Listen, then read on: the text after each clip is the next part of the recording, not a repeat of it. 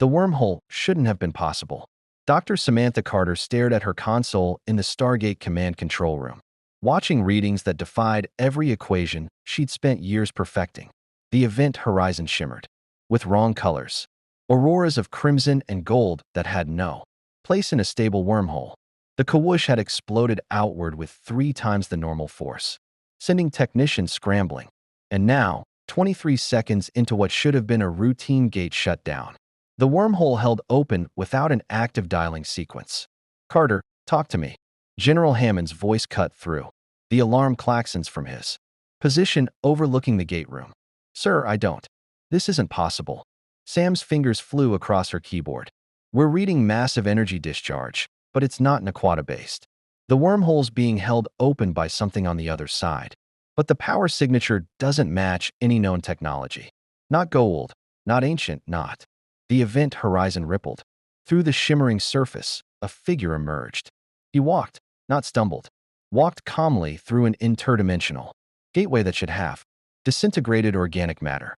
Walked with the bearing of someone who'd done this 1,000 times before, even though every cell in his body screamed that this was wrong, that this wasn't the phantom zone or a boom tube or any dimensional passage he'd ever experienced. Clark Kent, though in this moment he was only Superman, cape billowing behind him despite the absence of wind, stepped onto the Stargate ramp and immediately collapsed to one knee. The wormhole snapped shut behind him with a sound like reality itself exhaling. For 3 heartbeats, silence. Then the control room erupted. Magnetic seal the blast doors. Hammond's command was instant. "Security teams to the gate room. Lethal force authorized." "Carter, what the hell just came through my Stargate?" Sam couldn't answer. Her screen showed a humanoid figure, male, approximately 6 feet tall, wearing a suit of red and blue that reflected light in ways that suggested materials unknown to Earth. A cape. He wore a cape, and on his chest, emblazoned in bright yellow against red, was a symbol that her computer was trying and failing to categorize. In the gate room, Clark forced himself to stand.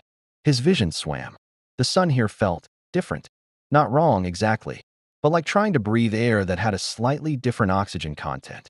His cells were drinking in solar radiation, but the absorption rate was sluggish, hesitant. He'd lost at least 20% of his strength in the crossing, and his body was struggling to recalibrate. Where was he?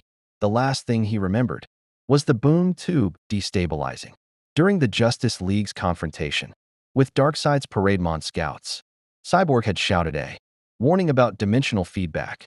The Mother Box technology had screamed in frequencies that hurt even Superman's ears. And then he'd been falling through a tunnel of light that tore at the fundamental laws of physics he understood. The speed force had been there, somehow, its lightning crackling at the edges. And darker things, shadowy tendrils that felt like the phantom zone's cold embrace. The tunnel had fractured, splintered, and dumped him through a ring-shaped portal into a facility that was decidedly not the Watchtower. Military, underground, based on the air pressure and background radiation. Advanced technology, but decades behind LexCorp or Wayne Enterprises. Armed personnel taking positions behind blast doors. Weapons trained on him with professional precision. And no background noise. No city sounds. No distant aircraft. No cell phone signals or radio chatter beyond this facility. His super hearing, still adjusting to this universe's acoustic properties, found Earth's normal electromagnetic symphony different, quieter, less developed. "Stand down." A woman's voice echoed through speakers. "You are in a restricted United States military facility. Identify yourself immediately, or we will open fire." Clark raised his hands slowly, palms out. The universal gesture of peace. "My name is Kal-El. Some people call me Superman. I'm not here to cause trouble. I don't even know how I got here. There was an accident during." He paused.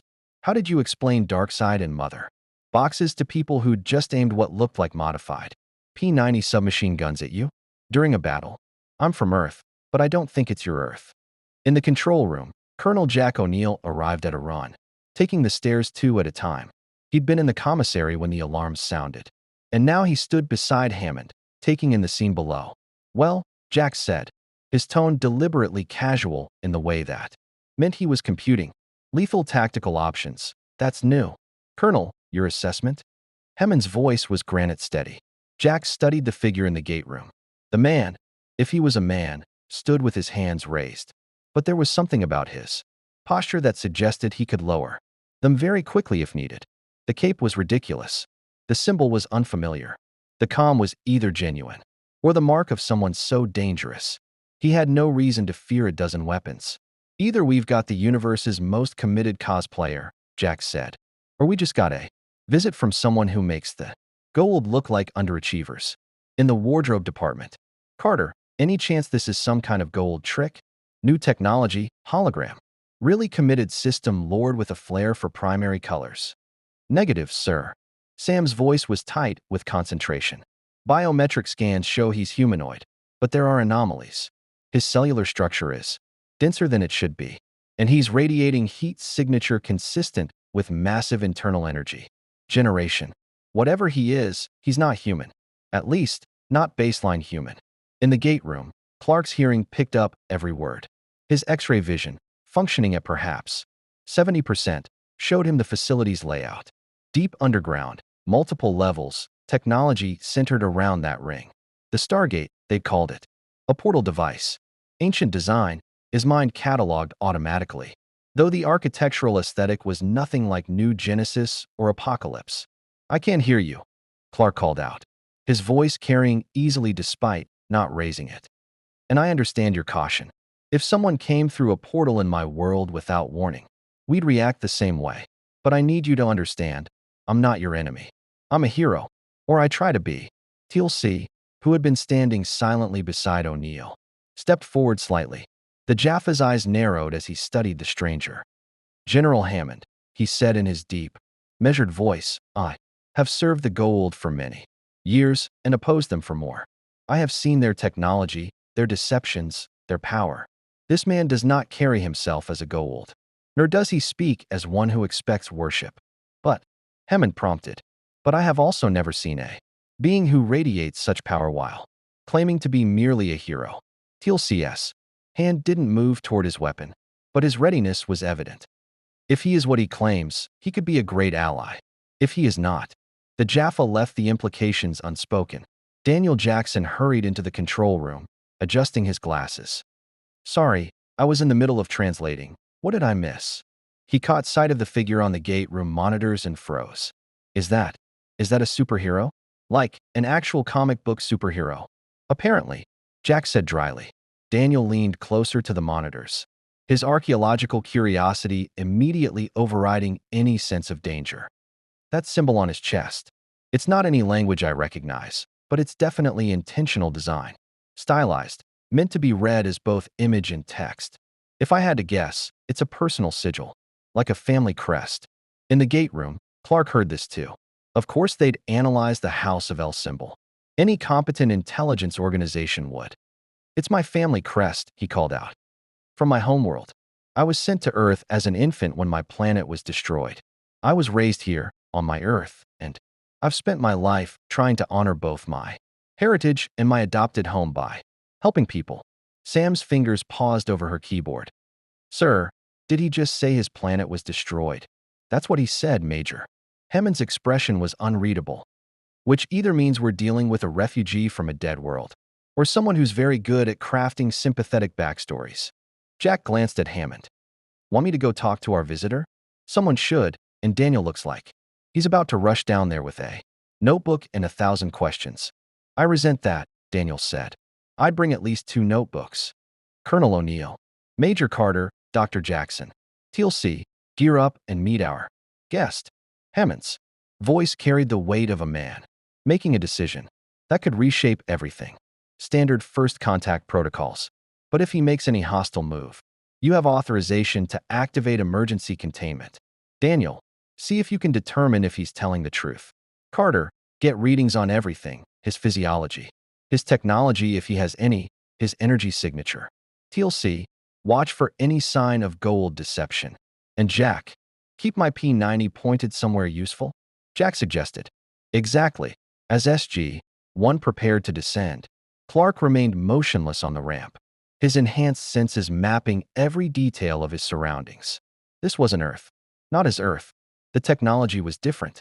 The military protocols were similar but subtly wrong. And somewhere, in the back of his mind where his connection to Earth's sun lived, he felt the disorientation of a compass that no longer pointed true north. He was lost, stranded in a universe that wasn't his own. And from the conversations he was overhearing about gold and system, lords and false gods, he'd landed in a reality that had its own nightmares.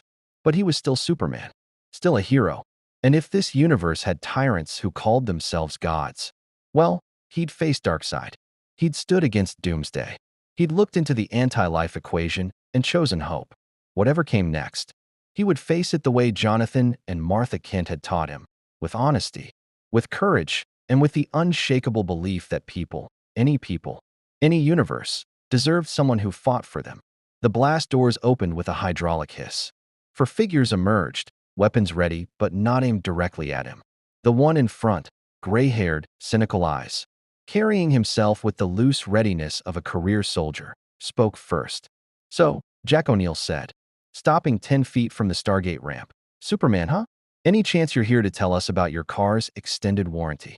Despite everything, despite being lost in an alien universe with diminished powers and a dozen weapons trained on him," Clark Kent smiled. Because sarcasm in the face of the unknown was something he understood. It was very human. "I left my insurance papers in my other cape," Clark replied. "But if you've got a few minutes, I'd like to explain how I ended up walking through your Stargate uninvited. And then, if you're willing, I'd like to hear about these false gods you mentioned. Because where I come from, I've fought my share of tyrants who thought they were gods. And if this universe has the same problem..." He lowered his hands slowly, cape settling around his shoulders. The interrogation room, though General Hammond preferred to call it a briefing room, was designed to be neutral and non-threatening. Clark suspected the four-armed SF personnel stationed outside the door and the reinforced walls were the real message. He sat across from SG-1, his cape folded neatly over the back of the standard-issue military chair, and tried not to think about how the fluorescent lights felt nothing like sunlight. "Let's start simple," Jack said, leaning back in his chair with practiced casualness. His P90 rested on the table within easy reach. "You said you're from Earth. Want to elaborate on which Earth exactly? A parallel dimension, I think." Clark met each of their eyes in turn, the colonel's skeptical gaze, the major's analytical focus, the archaeologist's fascinated curiosity, the imposing alien's measured assessment. That last one had been a surprise. His X-ray vision had revealed a symbiote pouch in the man's abdomen, and the biological readings were unlike anything in his experience. "Where I come from, Earth has heroes. People with abilities beyond normal humans. I'm one of them. We call ourselves the Justice League." Daniel leaned forward, pen already moving across his notebook. "Justice League. That's interesting phrasing. Implies organized, institutionalized heroism. How many of you are there?" "The core roster is 7. But there are others. Allies, partners, younger heroes learning the path." Clark's voice carried a weight of memory. "We protect Earth from threats both terrestrial and cosmic. Gods, aliens, interdimensional conquerors. Occasionally one of our own if they lose their way." "One of your own?" TLC's question was pointed. Clark didn't flinch from it. "Power corrupts. Absolute power corrupts absolutely. We've learned that lesson more than once. I've learned it. There are alternate timelines where heroes became tyrants, where someone with my abilities decided humanity needed to be saved from itself, whether it wanted salvation or not." Sam's fingers stilled over her laptop. "You're talking about yourself. Alternate versions of you." "Yes." The word was simple, but the pain behind it was evident. "I've seen what I could become if I ever stopped trusting humanity to make its own choices. If I ever decided my power gave me the right to rule instead of serve." He looked directly at Jack. "That's why I'm sitting here, letting you interrogate me instead of simply leaving. You have every right to be cautious. You don't know me, and a being with my abilities showing up unannounced should be treated as a potential threat until proven otherwise." Jack exchanged a glance with Sam. "Okay, points for self-awareness. But let's talk specifics. You said you came through during a battle. With who?" "Darkseid." Clark saw no recognition in their faces. "Ruler of a planet called Apocalypse. A tyrant who seeks something called the anti-life equation, eh?" Mathematical proof that would eliminate free will across the universe. His technology uses boom tubes, portals that fold space. During the fight, one destabilized. I was caught in the feedback, and somehow I ended up here. Boom tubes, Sam repeated, typing rapidly. Folding space suggests they're manipulating space-time geometry differently than the Stargate's wormhole technology. If the destabilization caused dimensional bleeding, and the Stargate was active at the moment of intersection. She looked up. Sir, theoretically, if two different portal technologies interfaced at exactly the wrong or right moment, they could create a bridge between parallel universes. It would require incredible precision or incredible luck. Or incredibly bad luck, Jack muttered. So you're stuck here? I don't know yet. Clark's enhanced hearing tracked every sound in the facility. Distant conversations, equipment humming, someone 3 levels up discussing supply requisitions. No immediate threats, but the undercurrent of military readiness was constant. I need to understand your Stargate technology better, and I need my full strength. The transition weakened me.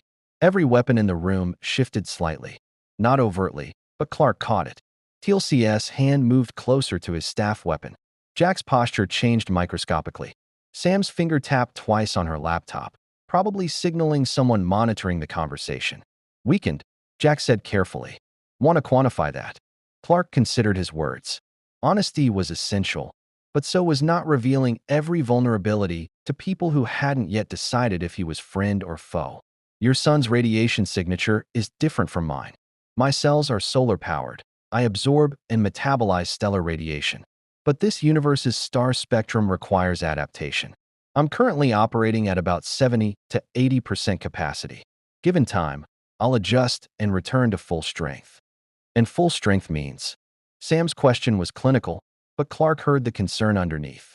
At full capacity, I can fly faster than your fastest aircraft. Lift incredible weights. I've moved small moons when necessary.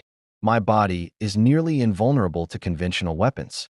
I have heat vision, X-ray vision, super hearing, freeze breath. He paused. I'm telling you this because transparency builds trust. And because you need to understand that even at reduced capacity, I could have escaped this facility at any point. I haven't because I choose not to. Because I'm not a threat. Daniel set down his pen.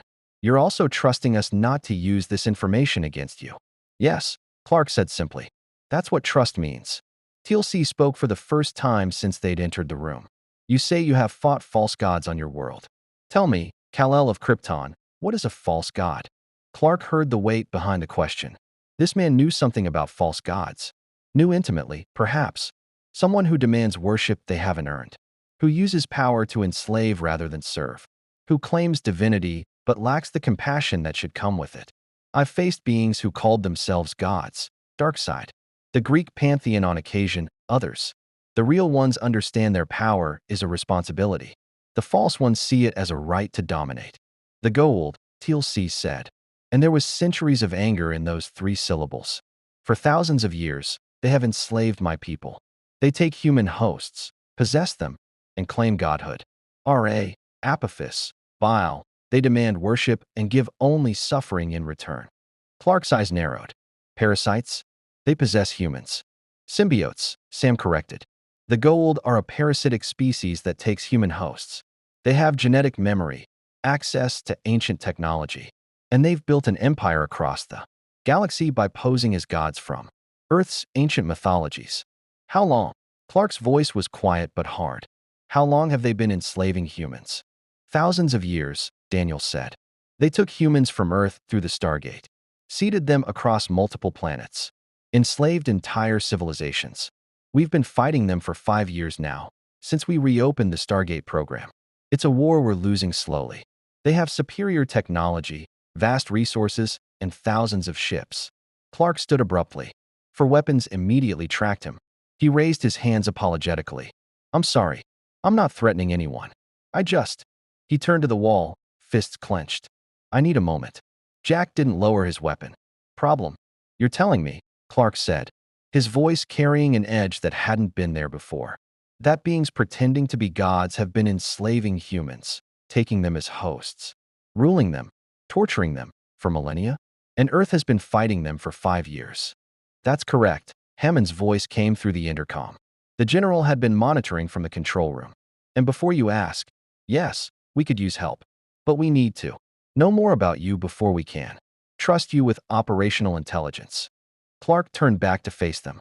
His eyes, Sam noted with scientific fascination, were slightly luminescent, as if something burned behind them. General Hammond, I understand your caution, but I need you to understand something about me.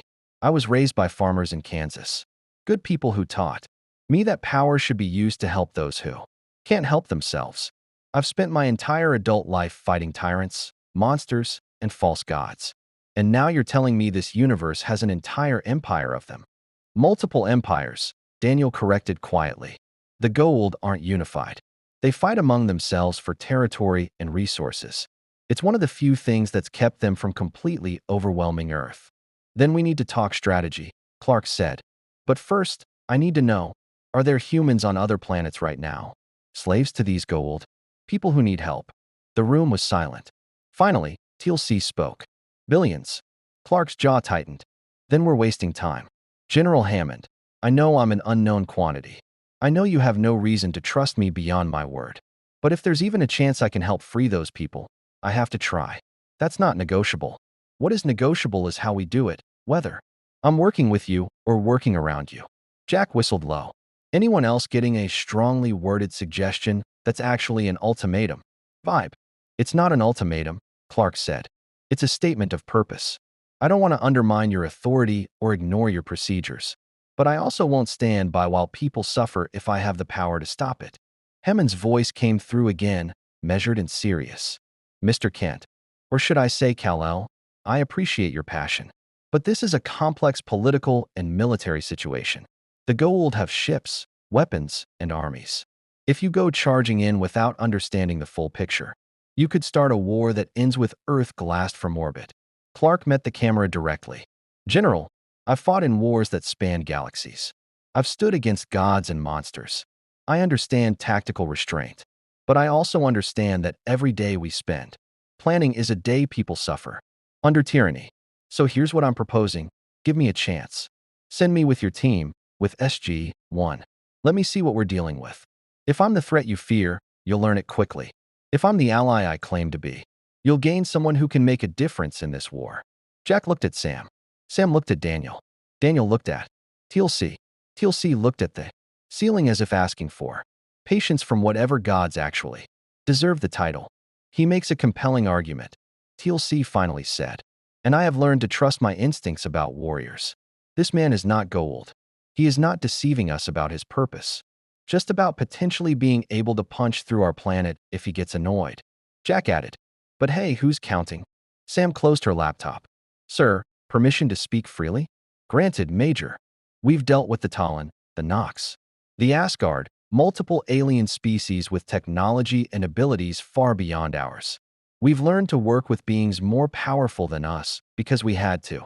If Kal-El is telling the truth about his abilities and his intentions, having him as an ally could shift the balance of power in this war. If he's not, she glanced at Clark. We have ways of dealing with threats. We always do. Clark smiled slightly. Major, I appreciate the confidence. But you should know, if I were actually a threat, your ways probably wouldn't work. I'm telling you this not to intimidate you, but because I want complete honesty between us.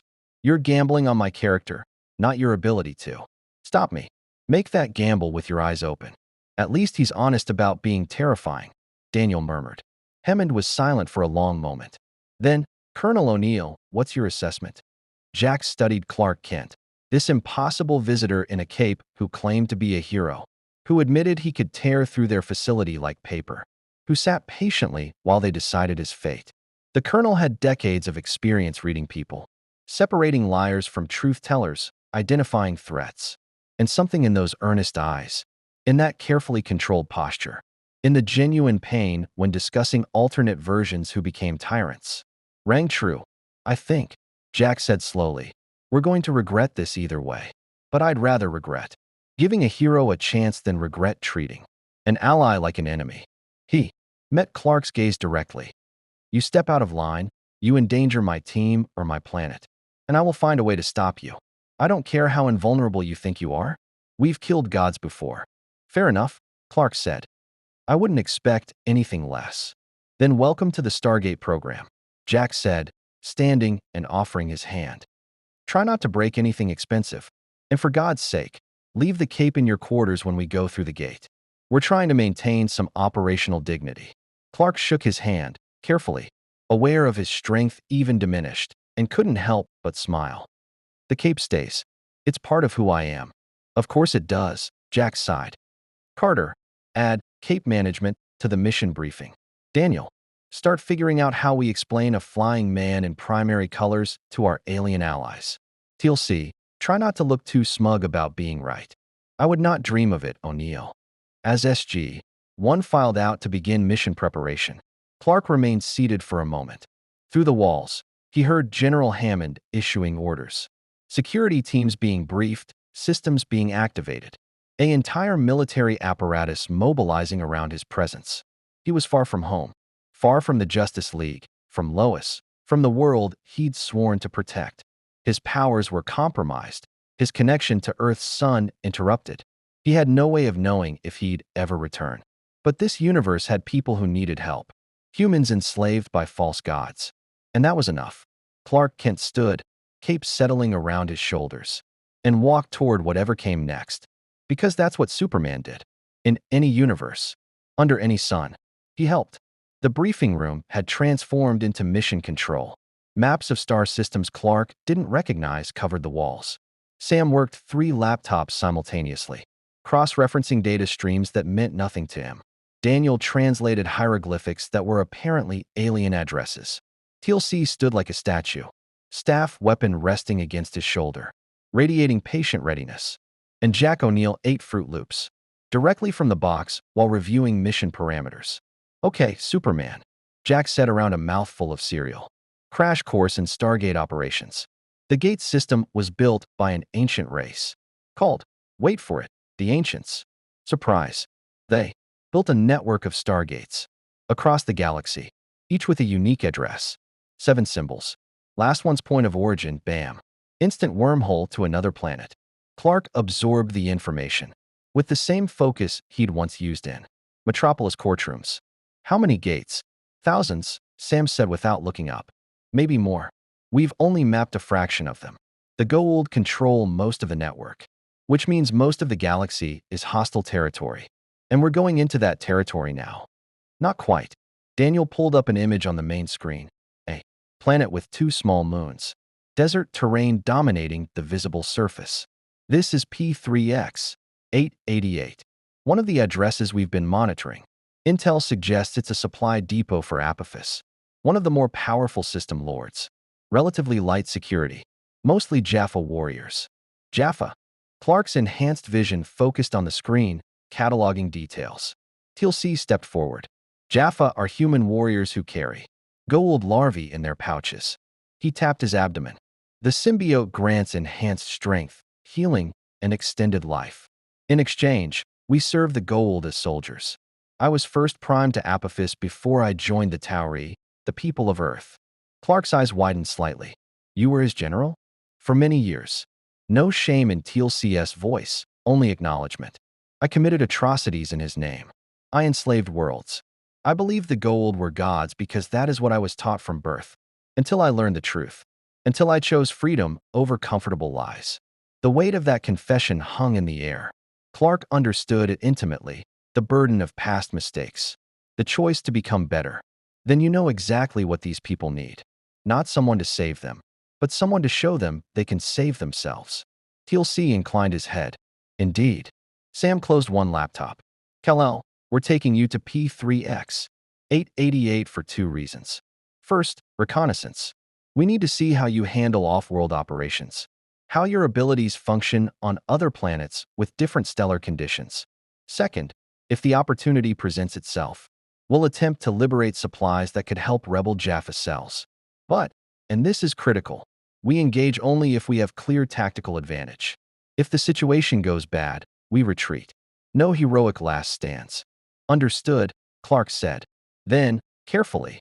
But if civilians are in danger? Jack pointed the cereal box at him. See, that's the attitude that gets people killed. You've got powers, great. But out there, You're part of a team. My team. Which means you follow my orders, even if your superbrain thinks it knows better. We've survived 5 years of this war by being smart, not brave. Brave gets you dead. Clark met his gaze steadily. Colonel, I respect your experience. But I need to be clear. If someone's about to die and I can prevent it, I will. I won't let people suffer to follow protocol. That's not negotiable. The room tensed. Jack set down the cereal box with deliberate care. Then we have a problem. Jack, Daniel started. No, Daniel, we need to hash this out now. Jack stood, moving into Clark's space, a move that would have been intimidating with anyone less powerful, but was simply honest confrontation between soldiers. You seem like a good guy, genuinely. But good intentions without tactical discipline get entire teams killed. I've seen it happen. You go off script to save one person. You expose your team, you compromise the mission, and suddenly everyone's dead instead of just the one. That math sucks, but it's real. Clark didn't back down. And I've seen what happens when you make those calculations too easily. When you decide some lives are acceptable losses. It starts with hard choices and ends with you becoming what you fight. That's the difference between us, Jack said quietly. You're worried about becoming a tyrant. I'm worried about getting my people home alive. Both valid concerns. But on my team, in my galaxy, we do things my way. For a long moment, they stared at each other. Two leaders, two philosophies. Two men who'd both made impossible choices and lived with the consequences. TLC broke the silence. Perhaps a compromise exists. Both men turned to him. Kal-El has abilities we do not. The Jaffa continued. Speed, strength, senses beyond our comprehension. If a civilian is truly in danger, he can save them faster than we could retreat. The risk to the team would be minimal because the rescue would be measured in seconds, not minutes. Unless he gets hit with a staff blast, and we have to extract an unconscious Kryptonian. Jack countered. Have you seen what staff weapons can do? Sam asked Clark. They're energy weapons. Plasma-based, incredibly destructive. We don't know how your invulnerability holds up against alien technology. Clark considered this. In his universe, he'd tanked Darkseid's Omega beams, weathered Kryptonian heat vision, survived nuclear explosions. But this universe had different physics, different energy signatures. His powers were still adapting. Test it, he said. Everyone stared. Test my durability, Clark repeated. Take me somewhere secure and shoot me with a staff weapon. See what happens. Then we'll know what we're working with. Jack blinked. You want us to shoot you? Better to find out in a controlled environment than in the field when it matters. Clark shrugged. I've been shot before. Many times. Usually doesn't work out well for the bullets. I'm starting to like this guy, Jack muttered.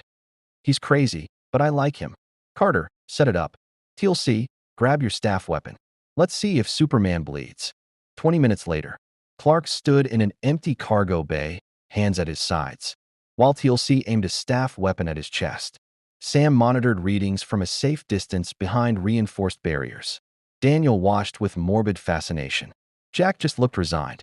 Last chance to reconsider, Jack called out. Fire when ready. Clark replied calmly. TLC triggered the weapon. The staff weapon discharged with a sound like thunder compressed into a microsecond. Plasma erupted from the tip, crossing the distance in a brilliant burst of destructive energy. It hit Clark square in the chest. The impact drove him back half a step, more from surprise than force. The plasma dissipated across his uniform, spreading like water against stone. For a moment, the symbol of the House of El glowed with absorbed energy. Then nothing. Clark looked down at himself, then up at the team. That stung, like getting hit with a fastball, but no damage. Holy, Daniel trailed off. Sam was already analyzing data. The energy dispersed across his body surface instead of penetrating. It's like his cellular structure has a built-in defense against energy-based attacks. The heat should have been over 2,000 degrees Celsius. His uniform didn't even singe. The uniform's Kryptonian, Clark explained. It's not just cloth. It's designed to withstand, well, everything I can withstand, which is considerable. Jack approached, examining Clark from multiple angles like he was studying a particularly interesting puzzle. Okay, so staff weapons are basically useless against you. What about other Goa'uld tech? Zats? Ribbon devices? Those things they use to crush people's brains. We need to test them, Sam said. But based on these readings, I'd hypothesize that most gold weapons wouldn't penetrate his defenses. The real question is, what would penetrate them? Clark's expression grew serious. In my universe, three things: kryptonite, a radioactive element from my destroyed planet; magic, which bypasses physical durability; and sufficiently powerful energy attacks, things like omega beams or reality warping weapons, none of which seem to exist here. Don't tempt fate, Jack warned. The universe has a terrible sense of humor about that kind of thing. TLC, let's run a few more tests. Hit him with maximum setting. They spent the next hour systematically testing Clark's limits. Staff weapons on maximum power, no effect. Zack guns, uncomfortable tingling, no incapacitation. Ribbon device, Sam couldn't get it to activate. Apparently, it required a gold symbiote to function. And Clark's Kryptonian biology rejected the interface. Finally, sweating and frustrated, Jack called a halt. Okay, so conventional gold weapons are useless. Good to know. What about your offensive capabilities? What can you actually do in a fight? Clark flexed his shoulders, relieved to finally demonstrate. Watch. He launched himself upward. No running start. No visible effort. One moment standing. The next moment airborne. Maneuvering through the cargo bay with precision that made Sam's jaw drop. He flew in patterns impossible for any aircraft. Stopped on a dime, hovered motionless. Landing. He moved to a supply crate marked 5,000 pounds. He lifted it one-handed. Held it above his head without strain. My strength scales with solar absorption, he explained, setting the crate down gently. At full capacity, I could move mountains. Right now, at 70%, I could probably lift and throw your heaviest military vehicles without much trouble. Heat vision? Daniel asked, scribbling notes furiously. Clark's eyes glowed red. Twin beams of concentrated thermal energy lanced out, melting through a steel plate Sam had positioned as a target. He shut them off instantly. Adjustable intensity. I can make them hot enough to weld or hot enough to cut through most materials. Haven't found an upper limit yet. Freeze breath. Clark exhaled toward a container of water. Ice formed instantly, freezing it solid in seconds. Temperature manipulation. Useful for fires or containing hazardous materials. Jack watched all this with the expression of a man recalculating every tactical assumption he'd ever made.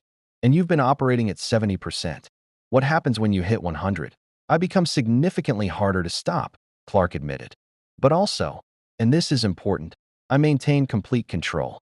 I've spent years learning restraint. The power doesn't control me. I control it. Until you don't, Jack said quietly. Until something pushes you too far and you forget how breakable the rest of us are. Clark met his eyes. That's why I need people like you around. To remind me. To pull me back if I start to slip. I'm not asking you to trust blindly. I'm asking you to trust conditionally and revoke that trust the second I prove unworthy of it. TLC stepped forward. You speak of power as burden, not gift. That is the mark of wisdom. Many gold possess great power. None possess such humility.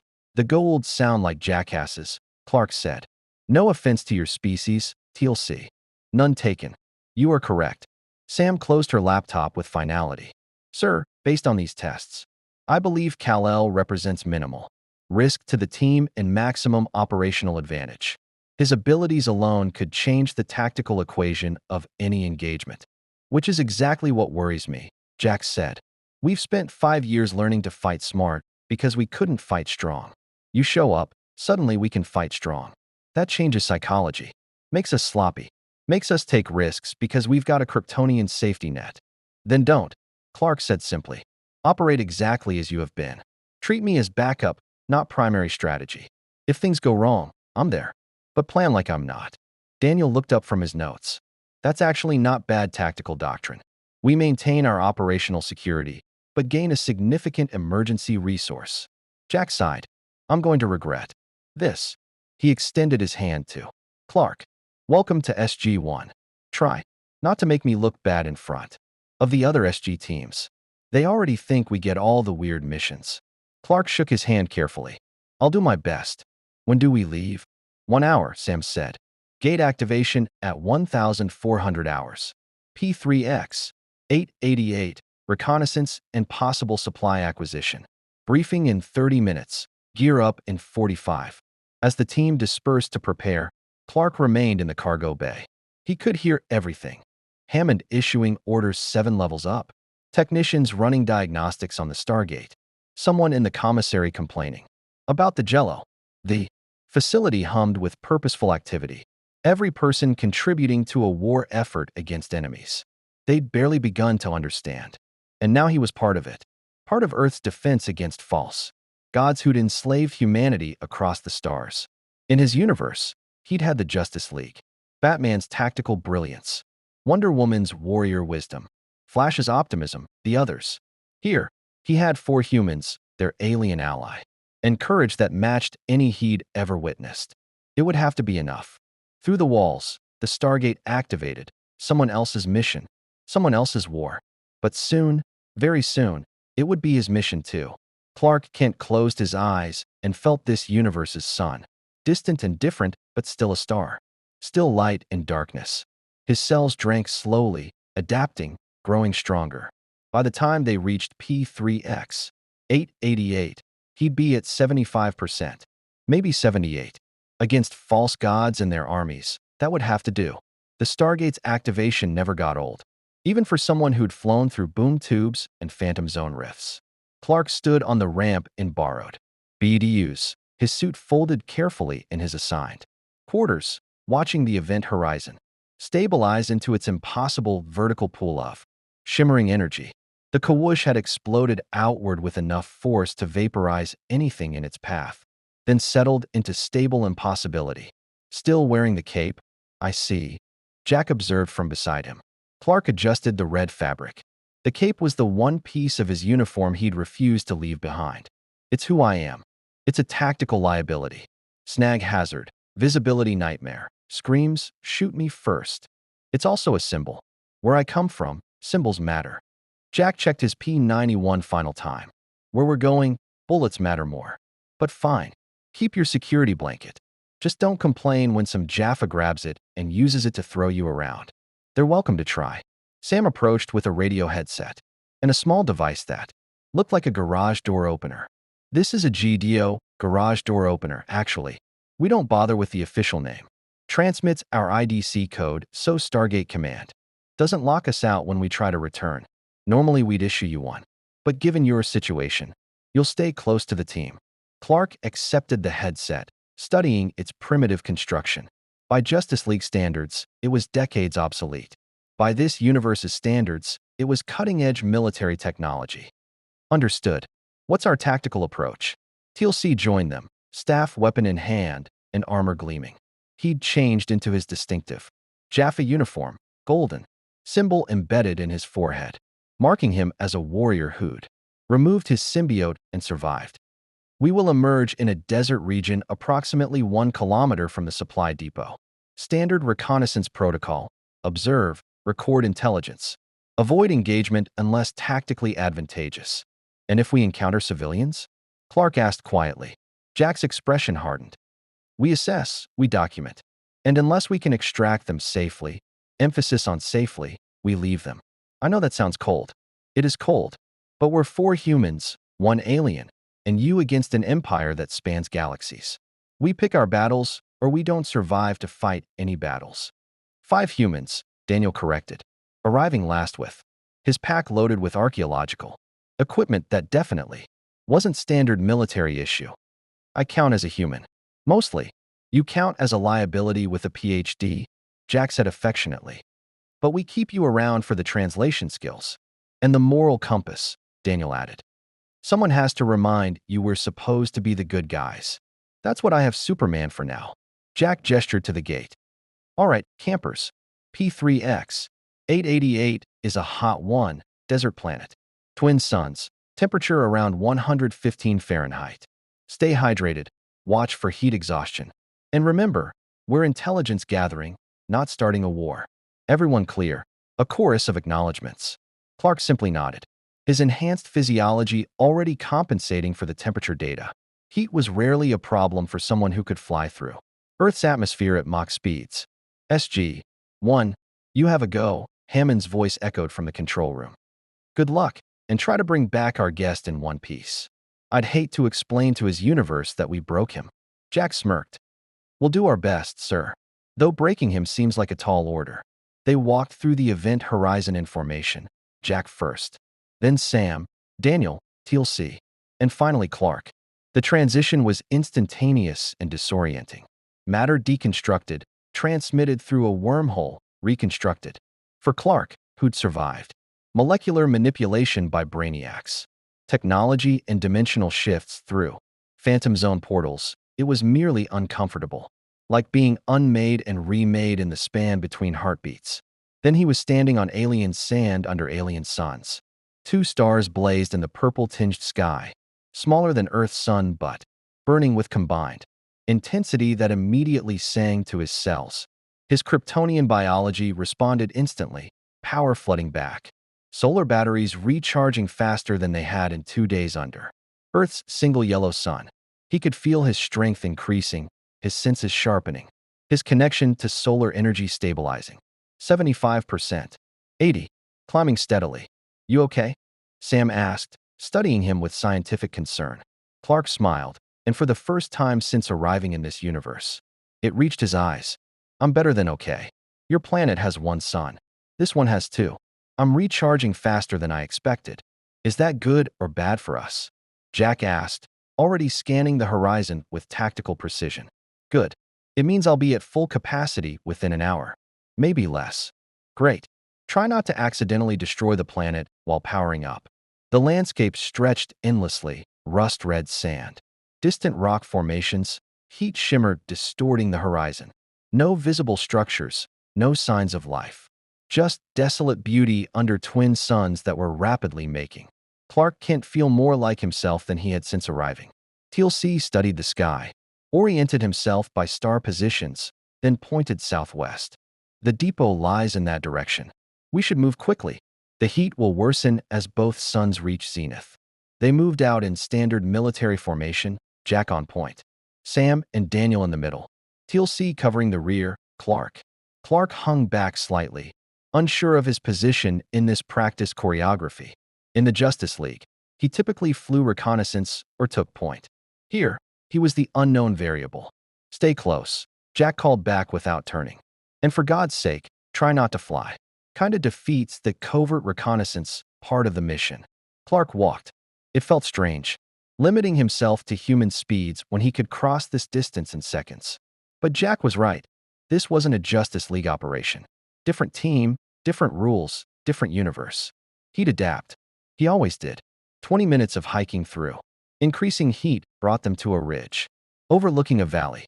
Sam pulled out binoculars while TLC extended a compact telescope.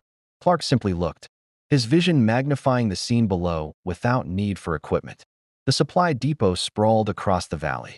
Floor, a collection of prefabricated structures surrounding a central landing platform. Pyramidal architecture, clearly Egyptian-inspired. Built from materials that reflected the twin suns with painful intensity. Guards patrolled in formation, carrying staff weapons and wearing distinctive armor. Jaffa, dozens of them. And in cages near the northern perimeter, humans. Clark's jaw tightened. He counted 16 adults, 6 children. Prisoners. Slaves. Talk to me, Carter, Jack said quietly. Sam relayed tactical observations. 40+ Jaffa visible, probably more inside. The structures. 3 death gliders on the landing pad. Those are Goa'uld fighter craft. Cargo containers, probably Naquata or weapons. And prisoners. Looks like recent captures based on their condition. Daniel studied the architecture through his own binoculars. Definitely Apophis's signature style. The hieroglyphics on the main structure translate to domain of the serpent god. Classic megalomaniac decor. TLC. The Jaffa's expression was unreadable. Standard military deployment for a supply depot. The Jaffa are First Prime's honor guard, elite warriors. The prisoners are likely from a recent raid on a nearby world. They will be transported to Apophis's palace for sorting. The strong will become slaves. The weak. He didn't finish. Clark's hands clenched. And the children. Indoctrinated, TLC said flatly. Taught to worship the Goa'uld as gods. Raised to serve. It is how the system perpetuates. Through his enhanced hearing, Clark caught fragments of conversation from the valley below. Jaffa discussing guard rotations. in a language his brain shouldn't understand, but somehow did, perhaps. A gift of the dimensional transition, or simply his Kryptonian mind adapting to linguistic patterns. And from the cages, quiet sobbing. A child asking when they could go home. A mother promising lies she knew were lies. "We can't leave them," Clark said. "We have to," Jack replied without emotion. 40-plus armed hostiles. Fighter craft that could strafe us before we reached cover, and no extraction plan. The math doesn't work. Then we changed the math. Jack turned to face him fully. "Remember that conversation about following orders? This is where it matters. Colonel, those are children." "I know." And there was genuine pain in Jack O'Neill's voice. "I know. But rushing in without a plan gets everyone killed. Us and them. We document. We report back. We plan an actual rescue operation with proper support. By then they'll be gone. Transported to this Apophis. Scattered across his empire." Clark met Jack's gaze.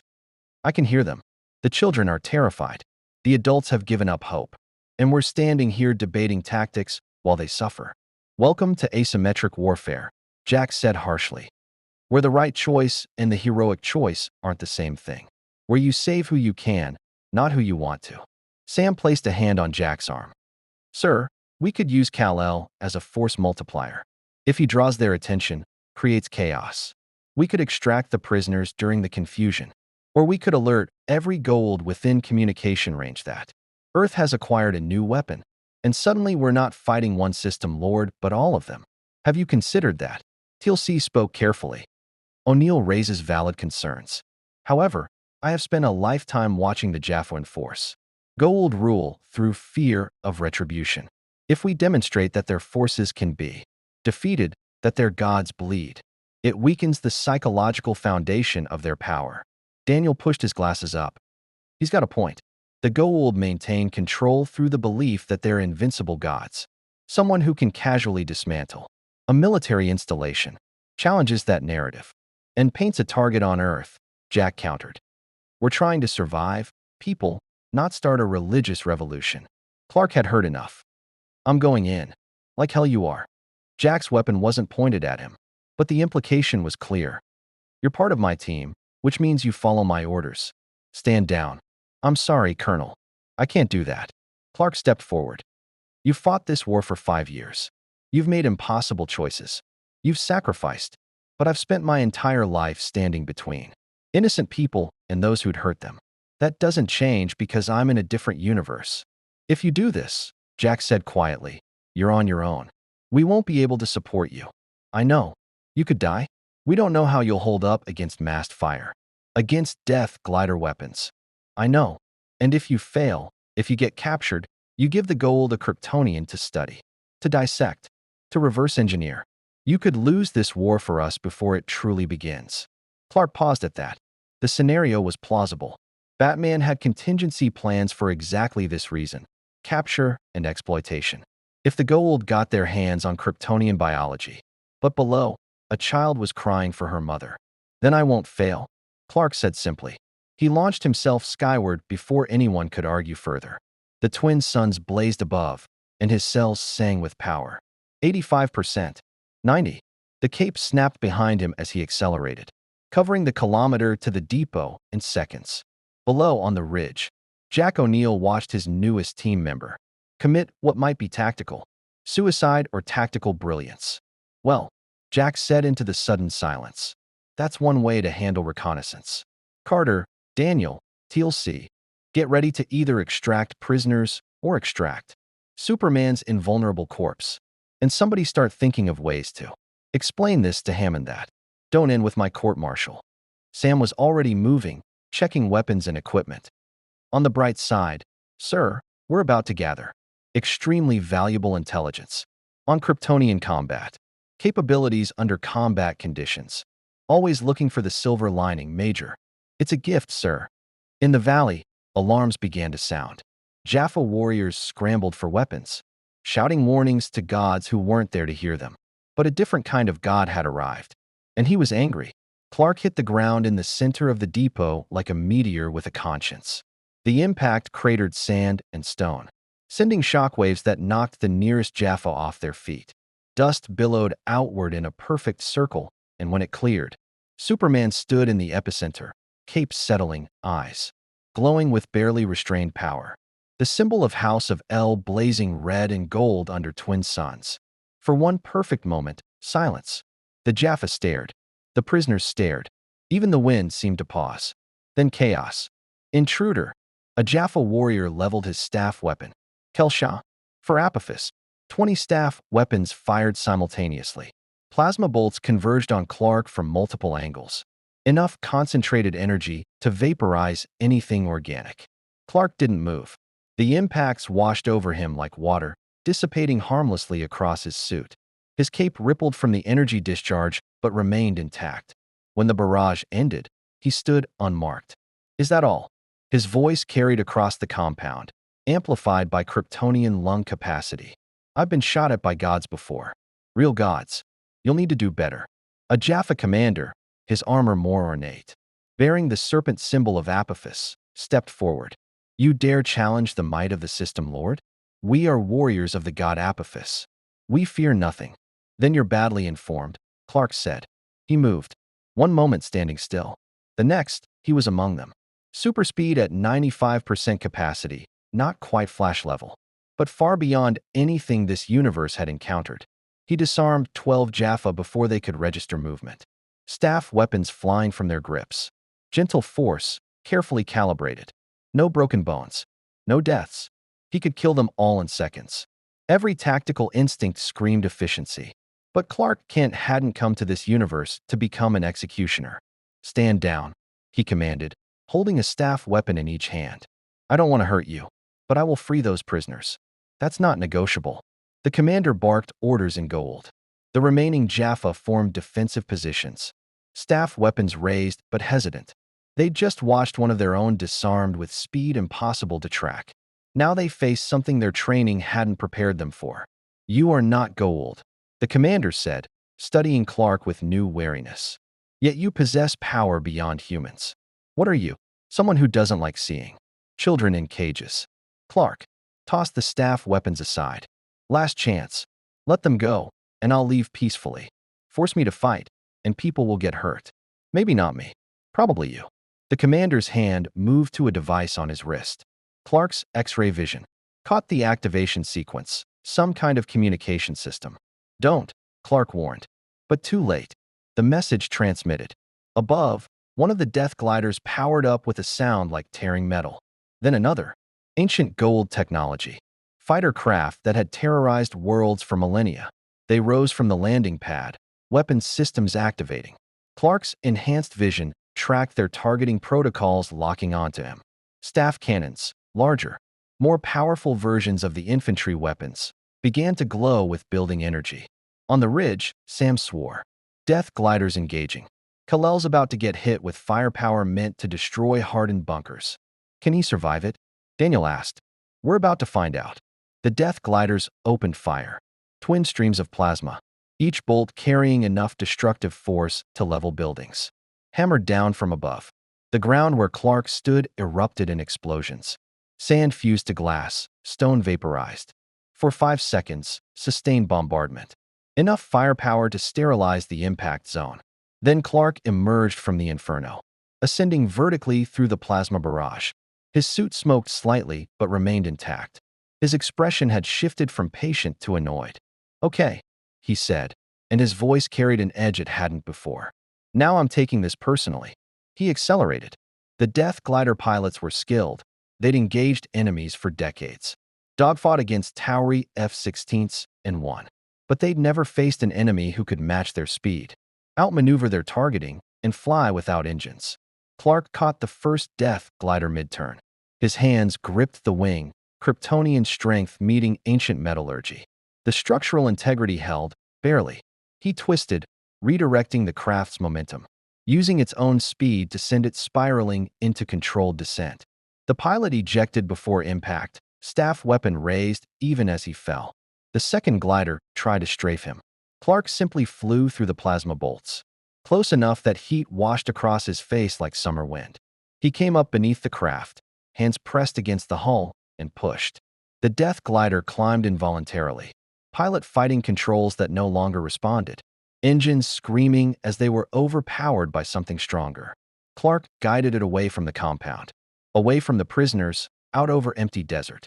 Only then did he release it, letting the pilot regain control and flee. "Leave," Clark called after it, voice carrying across kilometers. "Tell your God what you saw here. Tell him there are still those who fight for freedom." Below, the Jaffa had stopped fighting. They stood in clusters, staff weapons lowered, watching this impossible being descend back to the compound. Some looked terrified. Others looked thoughtful. TLC would have recognized those expressions. He'd worn the same look when he first saw humans refuse to bow. Clark landed near the prisoner cages. The locks were simple mechanical affairs, laughably fragile to Kryptonian strength. He tore them open with precise force, metal parting like paper. "You're free," he said to the humans inside. "Stay close. We're getting you out of here." A woman, maybe 30, carrying a child who couldn't be more than 5, stepped forward hesitantly. "Who are you? What are you?" Clark knelt so he was eye level with the child. "My name is Kal-El. I'm from a place very far away. And where I'm from, we don't let bad people hurt kids. Are you okay?" The child nodded mutely, wide-eyed. "Good." Clark stood, addressing all the prisoners. "I need you to stay calm and follow my friends when they arrive. They're going to take you somewhere safe." "Your friends?" The woman looked around at the Jaffa warriors, still in defensive positions, but not attacking. "The Jaffa? No, other humans. Warriors who fight against the Goa'uld." Hope flickered across faces that had forgotten what hope looked like. "And on the ridge, Jacko." Neil made a decision he suspected he'd either be promoted or court-martialed for. "SG-1, move out. We're extracting those civilians." "TLC, you're on point." "Carter, Daniel, secure the prisoners. And if Superman gets himself killed while we're doing this, I'm putting it in his performance review." They moved down the ridge at combat speed, weapons ready. But when they entered the compound, something unprecedented happened. The Jaffa parted to let them through. Not all of them. Some maintained defensive positions, loyal to their god. But others, maybe a third, simply watched, staff weapons lowered. Warriors having their certainty shaken. TLC recognized several. "Ragnar," he called to one Jaffa. "You served under me as Third Prime." The warrior, younger than TLC, bearing scars of many battles, inclined his head. "Master TLC, you were declared traitor. Cholvier, but I remember your teachings. You said a warrior's first duty is to truth, not comfort." "I did. And do you see truth here?" Ragnar looked at Clark, still standing protectively near the prisoners. "I see a being who could have slaughtered us, but chose mercy, who fought with honor, who defends the weak." He paused. "These are not the actions of a demon, nor of false gods who demand worship. These are different." "Indeed." TLC gestured to the prisoners. "Will you prevent us from taking them?" Ragnar was silent for a long moment. Then, deliberately, he lowered his staff weapon. "No, Master TLC, I will not." Around the compound, other Jaffa followed his lead. Not all. The commander still stood rigid, loyal to Apophis. But enough. Enough for safe passage. Sam reached the prisoners, immediately assessing their condition. Medical training kicked in. Check for injuries, signs of torture, trauma. "We're with the United States Air Force," she said, knowing the words meant nothing to these people. "We're here to help. Can you walk?" Nods. Murmured affirmations. They could walk. They were terrified but functional. Daniel activated his radio. "Stargate Command, this is SG-1. We need emergency extraction. 16 adult civilians, 6 children, all ambulatory. Dial the gate, we're coming in hot." Jack positioned himself between the prisoners and the still hostile Jaffa. "All right, folks. Field trip's over. We're going for a walk through a magic circle that'll take you somewhere safe. Try not to panic when you see it. Carter, take point. Daniel, rear guard. TLC, I will remain until all have departed," TLC said. "Then I will follow." Clark floated down beside Jack. "The commander's going to report this to Apophis. Your cover's blown." "Cover was blown the second you decided to play superhero," Jack replied without heat. "But yeah, we're going to have some explaining to do. On the bright side, we just demonstrated that the Goa'uld can be beaten. That's worth something. Will your superiors agree?" "Probably not. But I stopped caring about promotion prospects around the same time. I got kidnapped by aliens." Jack studied Clark. "You did good work here. Scary good work. But you scared me almost as much as you scared them. That much power, moving that fast. And you're still learning this universe's rules. I was careful. You were lucky. There's a difference. Jack gestured to the prisoners. But you saved them. And maybe you just planted seeds of doubt in Jaffa, who've never questioned their gods before. So I'm going to be magnanimous and not shoot you for disobeying orders. Appreciate it. Don't get used to it. They moved out, prisoners surrounded by SG-1's protective formation. Heading back toward the Stargate, Clark flew overhead, providing aerial reconnaissance and ready to intercept any pursuit. But none came. The Jaffa watched them go, some with hostility, others with confusion. And one, Ragnar, with something that might have been hope. The Stargate activation was the most beautiful thing the prisoners had ever seen. The Kawush, the stable event horizon. Sam explaining in simple terms that this would take them to Earth, to safety, to freedom. They went through hesitantly at first, then with increasing desperation. Parents clutching children, adults supporting the injured. One by one, they vanished into the shimmering surface. When the last prisoner was through, SG-1 followed. Clark went last, taking one final look at the depot, at the Jaffa warriors who'd let them leave, at the twin sons that had restored his strength, at a universe where slavery was normal and freedom was rebellion. He stepped through the event horizon and emerged in Stargate. Command to the sound of alarms, security teams, and General Hammond's voice demanding a full debriefing immediately. Behind him, the gate shut down. Ahead, 22 refugees from another world stood in the gate room, free for the first time in their lives. Clark smiled despite the chaos, despite knowing he'd just made Earth's war infinitely more complicated. Because sometimes, the right thing to do was also the hardest thing to do. And Superman had never been very good at taking the easy path. The briefing room felt smaller than it had that morning. General Hammond sat at the head of the table, fingers steepled, expression carved from granite. Behind him, monitors displayed surveillance. Footage from P3X, 888. Grainy but unmistakable images of Superman, dismantling a gold military installation. Jack stood at attention, flanked by his team. Clark remained separate, still in his suit, cape folded neatly behind him. He'd refused to sit. It felt wrong somehow, being comfortable while being reprimanded. "Let me make sure I understand the situation," Hammond said, his voice dangerously calm. "You were sent on a reconnaissance mission, standard intelligence gathering. Instead, you engaged 40-plus hostiles, destroyed gold military assets, and extracted 22 civilians who are currently overwhelming our medical staff with questions we can't answer because they speak languages that haven't been used on Earth for 3,000 years. "That's an accurate summary, sir," Jack replied. "And this was whose decision, Colonel?" "Mine, sir. I made the call to support the extraction once Kal-El engaged." Clark stepped forward. "General, with respect, Colonel O'Neill is covering for me. I disobeyed his direct orders. I initiated contact. If there are consequences, they should fall on me, not him." Hammond's gaze shifted to Clark. "Mr. Kent, you've been in this facility for less than 48 hours. In that time, you've tested our weapons, integrated into an SG team, traveled to an alien planet, and started what might become an interstellar incident. Would you care to explain your reasoning?" "There were children in cages," Clark said simply. "I've spent my entire life standing between innocent people and those who'd hurt them. That doesn't change because I'm in your universe or because it's tactically inconvenient." "Tactically inconvenient," Hammond repeated. "Major Carter, give me your assessment of the tactical situation." Sam stood straighter.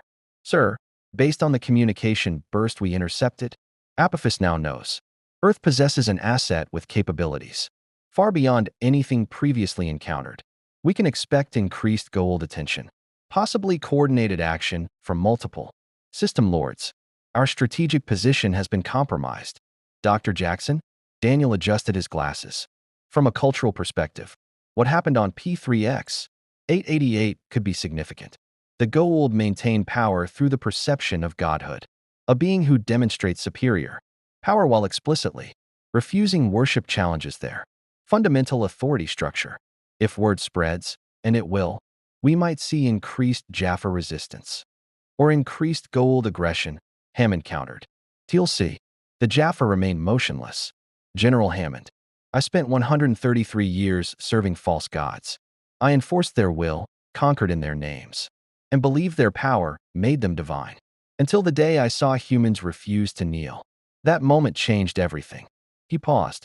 Today, Jaffa warriors saw a being with godlike power choose mercy over dominance. Some will report it as demonic trickery. Others will question.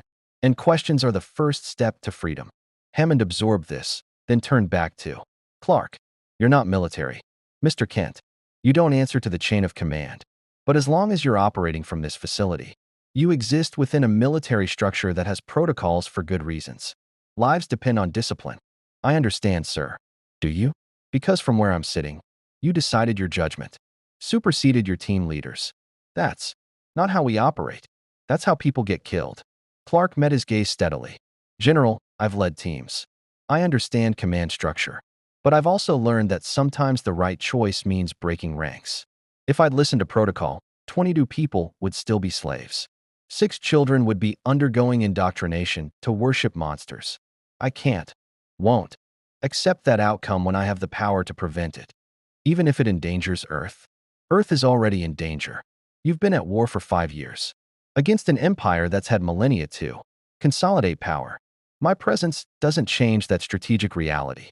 It just adds a new variable. Hammond leaned back, considering. The silence stretched. Finally, Colonel O'Neill, your recommendation? Jack's response was immediate. He's right, sir. About the prisoners, about the tactical situation, even about breaking ranks. I wanted to leave those people. It was the smart play. But smart isn't always right. He glanced at Clark. He also nearly gave me a heart attack and definitely shortened my lifespan. But that's beside the point. We need him. The Goa'uld have ships, armies, technology. We've got guts and SG teams. Those odds suck. Someone who can punch through death gliders changes the equation. Or makes us reliant on a power we don't control, Hammond said. What happens if Mr. Kent decides to go home? Or if his presence attracts threats we can't handle? We can't build strategy around an asset that might vanish. Then don't, Clark said. Build your strategies exactly as you have been. Treat me as emergency backup, not primary force. But let me help when it matters. When people are suffering and I have the power to stop it. Sam cleared her throat. Sir, if I may, the intelligence value alone justifies his presence. We now know Goa'uld weapons and death gliders are ineffective against Kryptonian physiology. We've documented his capabilities under combat conditions. And we've identified a potential psychological warfare angle, using his presence to undermine Goa'uld authority. Psychological warfare, Hammond repeated thoughtfully. You're suggesting we weaponize hope? In a manner of speaking, yes, sir. Daniel jumped in. The Goa'uld rule through fear and myth. Every time Kal-El demonstrates that their gods bleed, that their power can be challenged, it erodes their foundation. It's not just military action, it's ideological warfare. Hammond stood, moving to the window overlooking the gate room. Below, medical personnel worked with the freed prisoners. Linguists attempting communication. Social workers trying to explain that. Yes, you're on a different planet. No, we're not gods. Yes, this is all real. 22 people, Hammond said quietly. 22 lives saved. And how many more endangered by revealing our new capability? With respect, General, Clark said, you're asking the wrong question. The question isn't how many might be endangered. It's how many remain enslaved while we debate caution. I've been here 2 days. In those 2 days, how many humans were taken as hosts? How many died in Goa'uld mines? How many children were indoctrinated? Thousands, TLC said flatly. Minimum. Then we're already losing by not acting, Clark continued. I'm not suggesting recklessness. I'm suggesting that calculated risks are sometimes necessary. You've been fighting smart because you had no choice. Now you have options. Use them. Hammond turned from the window. If, and this is a significant if, I allow you to continue operations with SG-1, there will be conditions. You will follow Colonel O'Neill's orders unless civilian lives are in immediate danger. You will not engage system lords without explicit authorization, and you will submit to regular debriefings so we can understand your capabilities and limitations. Clear. Crystal clear, sir. Colonel O'Neill, you're responsible for keeping our guest from starting World War. 3 with the gold. If that proves impossible, I expect you to find a way to stop him. I don't care how invulnerable he claims to be. Find a way. Jack nodded. Yes, sir. Though I'm open to suggestions on the stopping Superman front. Red sunlight. Magic? Strongly worded letters. Figure it out. You have 48 hours before I need to brief the Pentagon. Which means I need actionable intelligence on exactly what we're dealing with. Major Carter. Work with Mr. Kent on comprehensive capability assessment. Dr. Jackson. Start developing cultural integration protocols for our refugees. TLC. Reach out to your Jaffa contacts. I want to know if P3X 888 had the impact you're suggesting. Yes, General Hammond. Dismissed. Except you, Mr. Kent. A moment. The team filed out. Clark remained, standing at ease but alert. When they were alone, Hammond's expression softened slightly. Off the record, the general said, what you did today was brave and stupid in equal measure. You saved lives. You also potentially painted a target on this planet that we're not equipped to handle. I know, Clark admitted. Where I come from, I had the Justice League, Batman's tactical genius, Wonder Woman's combat experience, Flash's speed, Green Lantern's cosmic awareness. Here, I'm operating alone in a universe I don't understand. But the fundamental equation doesn't change. People suffering, and I have power to help. The math is simple. The math is never simple, Hammond said wearily. I've been in the military for 30 years. Fought in Desert Storm, commanded Stargate operations for 5 years.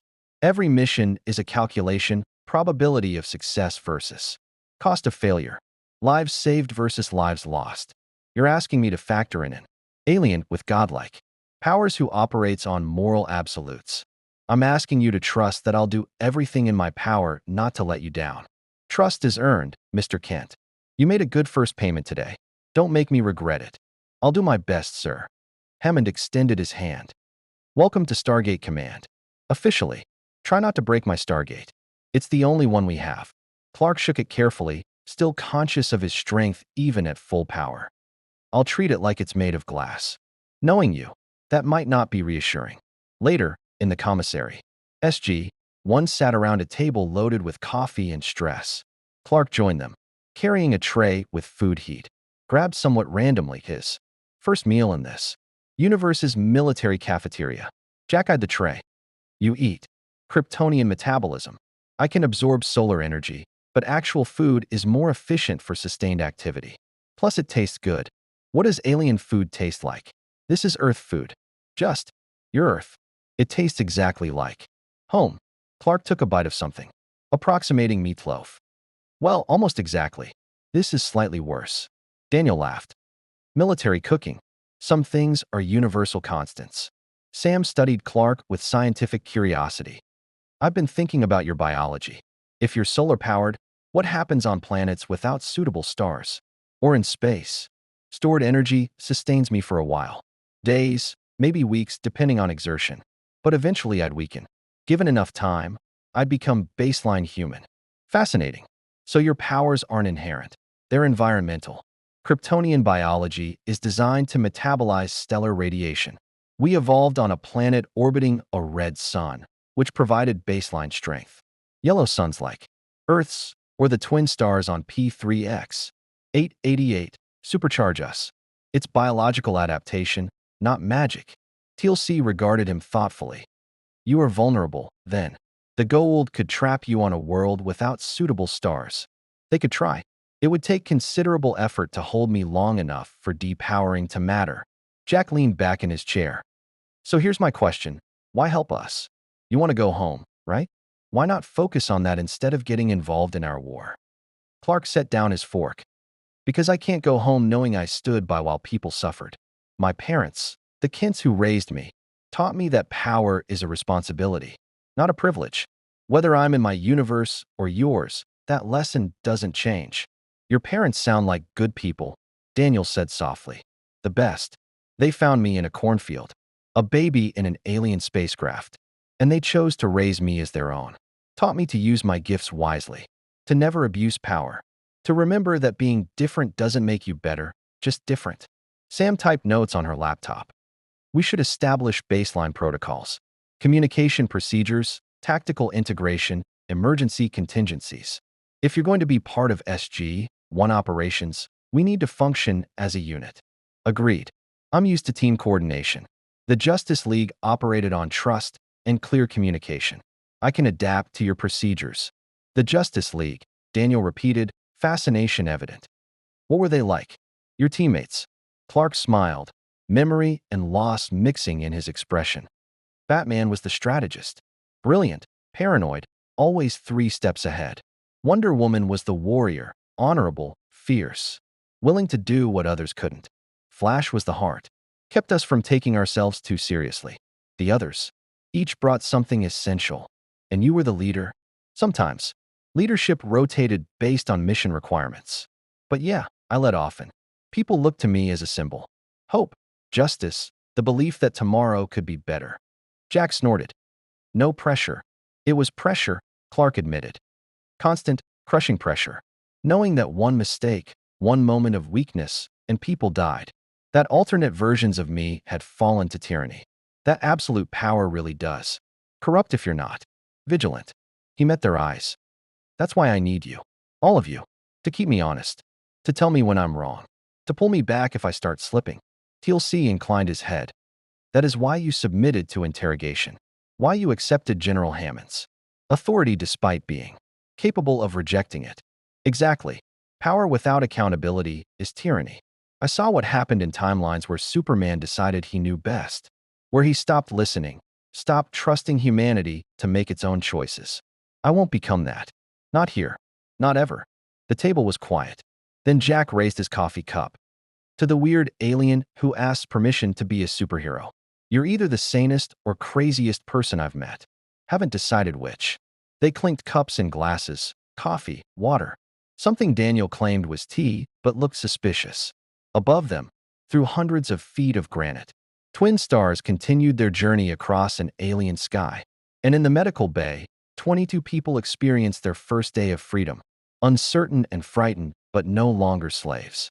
It was a small victory in a war that spanned galaxies. But small victories mattered. They always had. The message reached Apophis 3 days later, transmitted through the Stargate network with maximum priority encryption. The system lord sat on his throne aboard his Hatak mothership, orbiting a conquered world. When the communication arrived, his first prime knelt before the communication device, head bowed. My lord, disturbing news from the supply depot at P3X 888. Speak. Apophis's voice resonated with the artificial depth. Gold preferred. Intimidation through vocal modification. The Tauri attacked the facility. They freed prisoners and destroyed 2 death gliders. The Tauri. Apophis leaned forward, eyes glowing. The humans of Earth dare to strike my holdings? This is bold. Foolish, but bold. Send 3 Hataks to Earth. We will teach them the price of defiance. My lord, there is more. The attack was led by something else. Not human. The Jaffa report a being of immense power. He flew without technology, withstood staff weapons without injury, and dismantled our forces with ease. Silence. Then, show me. The first prime activated a holographic display. Grainy footage from a surviving death glider played. Superman emerging from plasma bombardment unharmed. Catching a fighter craft mid-flight. Redirecting it with bare hands. Apophis watched in silence. Then watched again. Then a third time. What manner of creature is this? The Jaffa call him Kal-El, my lord. He wears strange garments and a symbol unknown to our records. He claims to be from Earth, yet possesses abilities beyond any Goa'uld host we have encountered. Beyond any host. Apophis repeated slowly. His tactical mind, sharpened by millennia of warfare and political maneuvering, calculated possibilities. The Tauri have acquired an ancient weapon, some technology we have not encountered. He appears biological, my lord, not mechanical, and he spoke of defending the weak, of justice. These are not the words of a weapon. Apophis stood, pacing before his throne. Behind him, the view screen showed his fleet, 6 pyramid ships. Enough firepower to glass a continent. Until 3 days ago, this had seemed sufficient for any threat. Now he wasn't certain. Contact the system lords, Apophis commanded. All of them. This threat supersedes our territorial disputes. If the Tauri possess such a being, Earth must be destroyed before they can deploy him against our interests. The first prime hesitated. My lord, Ragnar's report mentioned something else. The being did not kill. He disarmed and incapacitated, but left all Jaffa alive. This is unusual. Weakness, Apophis sneered. Mercy is the luxury of fools. We shall exploit it. But even as he spoke, doubt not at him. The Goa'uld had ruled for thousands of years by understanding power. And this being's power, demonstrated casually in grainy footage, exceeded anything in recent memory. Perhaps not weakness. Perhaps something more dangerous, a being powerful enough to afford mercy. On Earth, in a secure conference room at the Pentagon, General Hammond stood before a panel of Joint Chiefs and civilian oversight. The footage from P3X 888 played on a massive screen, Superman in action, undeniable and impossible. Explain this, the chairman of the Joint Chiefs said flatly. Hammond had prepared for this conversation. Dreaded it, but prepared. Sirs, 3 days ago, an extra-dimensional refugee arrived through our Stargate. He identifies as Kal-El, claims to be from a parallel Earth, and possesses capabilities that, frankly, redefine our understanding of strategic assets. Extra-dimensional. The word hung in the air like an accusation.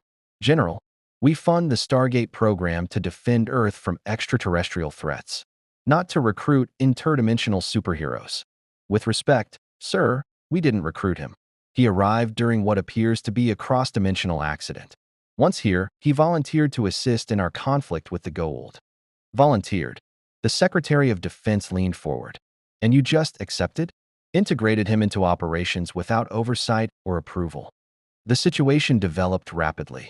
He demonstrated clear hostility toward the Goa'uld slave operations and capabilities. That could shift strategic balance. I made a command decision to utilize the asset. Another general, Air Force, 2 stars, spoke up. This asset, can we control him? No, sir, Hammond said honestly. He operates on moral principles, not command authority. However, he has demonstrated willingness to coordinate with our forces and respect our tactical concerns. Not the same as control. No, sir. But attempting to control someone with his capabilities would be counterproductive. We've assessed his psychology as fundamentally altruistic. He wants to help, and he's powerful enough that forcing compliance isn't realistic. The chairman studied the frozen image, Superman, cape billowing, emerging from fire. Assessment of capabilities? Hammond nodded to a technician. New footage played, the testing in the cargo bay. Staff weapons bouncing harmlessly off Clark's chest. Zat guns failing to incapacitate. Flight capability faster than our jets. Strength sufficient to lift tanks. Invulnerability to conventional and energy weapons. Enhanced senses including X-ray vision and superhuman hearing. Heat projection from eyes capable of melting steel. Freeze breath with immediate temperature reduction. And this is at what he describes as 70 to 90% capacity. Silence as the implications settled. Jesus Christ, someone muttered. Major Carter's assessment, Hammond continued, suggests that at full capacity, he represents firepower equivalent to a small naval fleet. One individual with the combat effectiveness of multiple destroyers. And his weaknesses? Unknown in our context. In his home universe, he mentions vulnerability to a substance called kryptonite, which doesn't exist here, and magic, which we don't possess in weaponizable form. Our current assessment, no reliable countermeasures. The Secretary of Defense removed her glasses. So we have an uncontrollable asset of unknown loyalty operating from our most classified facility. General Hammond, help me understand why this isn't a catastrophic security breach. Because he's already proven his value. Ma'am, the P3X 888 operation freed 22 civilians from Goa'uld slavery and demonstrated tactical capabilities that terrified enemy forces. Additionally, his actions may inspire rebellion among the Jaffa warrior class. That's psychological warfare at strategic scale. Or it paints a target on Earth, the chairman countered. The Goa'uld now know we possess an asset of unprecedented power. What's to stop them from uniting against us? From deploying their full might before we can leverage this asset effectively? Nothing, sir. Which is why we need to move quickly. Leverage his presence while we have tactical surprise. Before the Goa'uld coordinate an overwhelming response. And if he leaves, returns to his dimension, Hammond had no answer for that. If Clark found a way home, Earth would lose its most powerful defender overnight. Plans built around his capabilities would collapse. Then we adapt, he said finally. As we always have. But while he's here, we'd be foolish not to utilize him. The panel conferred quietly. Hammond waited, knowing his career might end in this room. Accepting an alien refugee without clearance. Deploying him in combat operations. Risking interstellar war. Any one of these could justify court-martial. Finally, the chairman spoke. Conditional approval. This asset, Kal-El, remains attached to SG-1 under Colonel O. Neal's supervision. Major Carter continues full capabilities assessment. You will develop contingency plans for his departure and for potential hostile action. And General Hammond. Sir, if this goes badly, you'll answer for it. But if it works, he gestured at the screen, at Superman frozen in mid-flight. If this actually shifts the balance against the Goa'uld, you'll have earned whatever commendation exists for successfully recruiting a god. He's not a god, sir. He's been very clear about that. No, he's something arguably more dangerous. Someone with a god's power who refuses divine authority. Dismissed, General. And good luck. You're going to need it. Clark stood in his assigned quarters. A small room, military standard. Nothing like the Fortress of Solitude or his Metropolis apartment. But it had a window. Through reinforced glass, he could see the mountain range outside Cheyenne Mountain. Snow-capped peaks under Colorado sky. A knock at the door. It's open. Teal C entered, carrying 2 steaming mugs. I thought you might appreciate Earth tea. Daniel Jackson suggested this blend. Clark accepted one gratefully. Thank you, Teal C. Is this a social call or strategic consultation? Both, perhaps. The Jaffa settled into a chair with warriors. Poise, relaxed but ready. I wish to speak with you about what occurred on P3X 888. Specifically, about the Jaffa who allowed our departure. Ragnar, yes, and others. You must understand. For a Jaffa to question the Goa'uld is to question existence itself. We are raised from birth to worship them as gods. Symbiote larvae are implanted when we reach adolescence, binding us biologically to the system. To rebel means death. The symbiote sustains us. And without access to Goa'uld supplies, we perish. Clark listened intently. How did you break free? I saw humans refuse to kneel. Saw them fight and die rather than submit. And I realized gods who required worship at staff weapon point were no gods at all. Teal C sipped his tea. But it took decades to reach that conclusion. Decades of internal conflict, of questioning beliefs held since childhood. Most Jaffa never make that journey. And you think what happened at the depot might accelerate it. I know it will. Already, word spreads through the rebellion network. A being who could slaughter Jaffa but chose mercy. Who demonstrated power beyond Goa'uld and claimed no divinity. This contradicts everything we are taught about the relationship between power and worship. Clark set down his mug.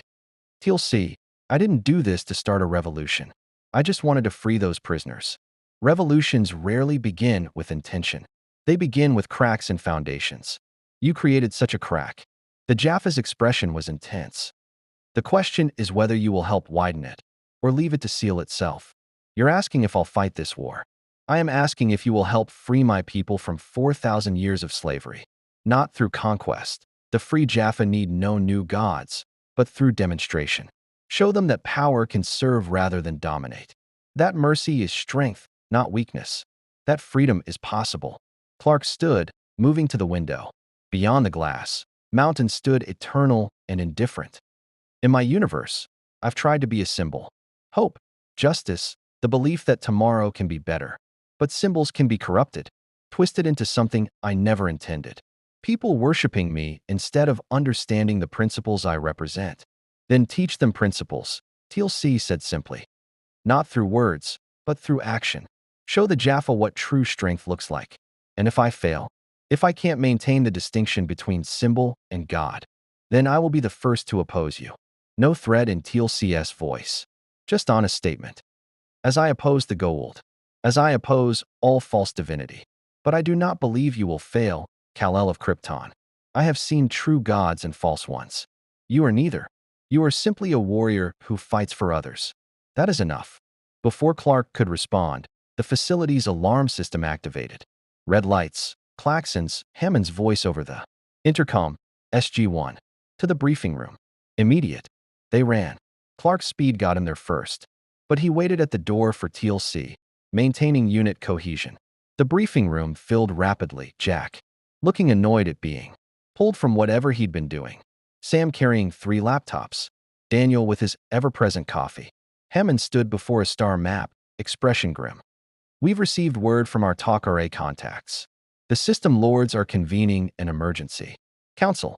Topic: Earth and its new weapon. That was fast, Jack said. 3 days and they're already panicking. Not panicking. TLC corrected. Strategizing. When system lords coordinate rather than compete, it signals existential threat perception. Sam pulled up data on her laptop. How many system lords are we talking about? Apophis, Bile, Cronus, Nerdy, you, and potentially others, Hammond said. Combined, they command hundreds of motherships and thousands of death gliders. If they unite against Earth. He didn't need to finish. Everyone understood. Earth had survived this long because the Goa'uld fought each other as often as they fought humanity. United, they represented overwhelming force. So what's the plan? Daniel asked. Hope they can't agree on anything. That's worked before. We prepare for the worst, Hammond said. And we use our one advantage, the element they fear. All eyes turned to Clark. You want me to face the system lords? Clark said quietly. Eventually, yes. But first, we gather intelligence. Understand their plans. Then we respond surgically. Colonel O'Neill, you'll take SG-1-2. No. Clark interrupted. With respect, General, if the system lords are meeting to discuss me, perhaps I should attend. The room went silent. Attend, Jack repeated slowly. You want to crash a meeting of evil space gods. I want to make it clear that Earth isn't defenseless, that attacking us has costs they might not want to pay. And I want to see these system lords for myself. Understand what we're facing. Hammond shook his head. That's suicide.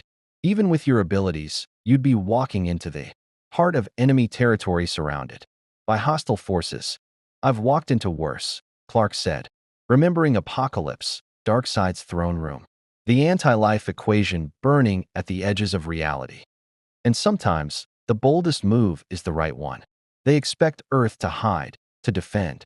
What if instead, I show them exactly what they're dealing with? Sam was already running calculations. It's insane, but it might work. Psychological impact alone could prevent unified action. If he demonstrates capabilities that terrify them individually, collective action becomes harder, or it makes them more determined to eliminate the threat, Hammond countered. TLC spoke quietly. General Hammond, the Goa'uld respect power above all else. A show of strength at their council would indeed give them pause. However, Kal-El would need protection from betrayal. The system lords do not honor agreements. I don't need protection, Clark said. I need intelligence. Where they're meeting, when, and how to get there. I'll handle the rest. Jack rubbed his face. This is the worst plan I've ever heard, which means it's crazy enough to work. I'm in. Colonel. Sir, he's right. We've been reactive for 5 years. Time to be proactive. Besides, someone needs to keep him from starting an intergalactic war through cultural misunderstanding. That someone is apparently me. Hammond looked at each team member. Sam nodded. Daniel shrugged, his version of agreement. TLC inclined his head. Very well, the general said finally. We'll gather intelligence on the System Lord Summit. But this operation is volunteer only. Anyone who wants out, speak now. Silence. No one moved.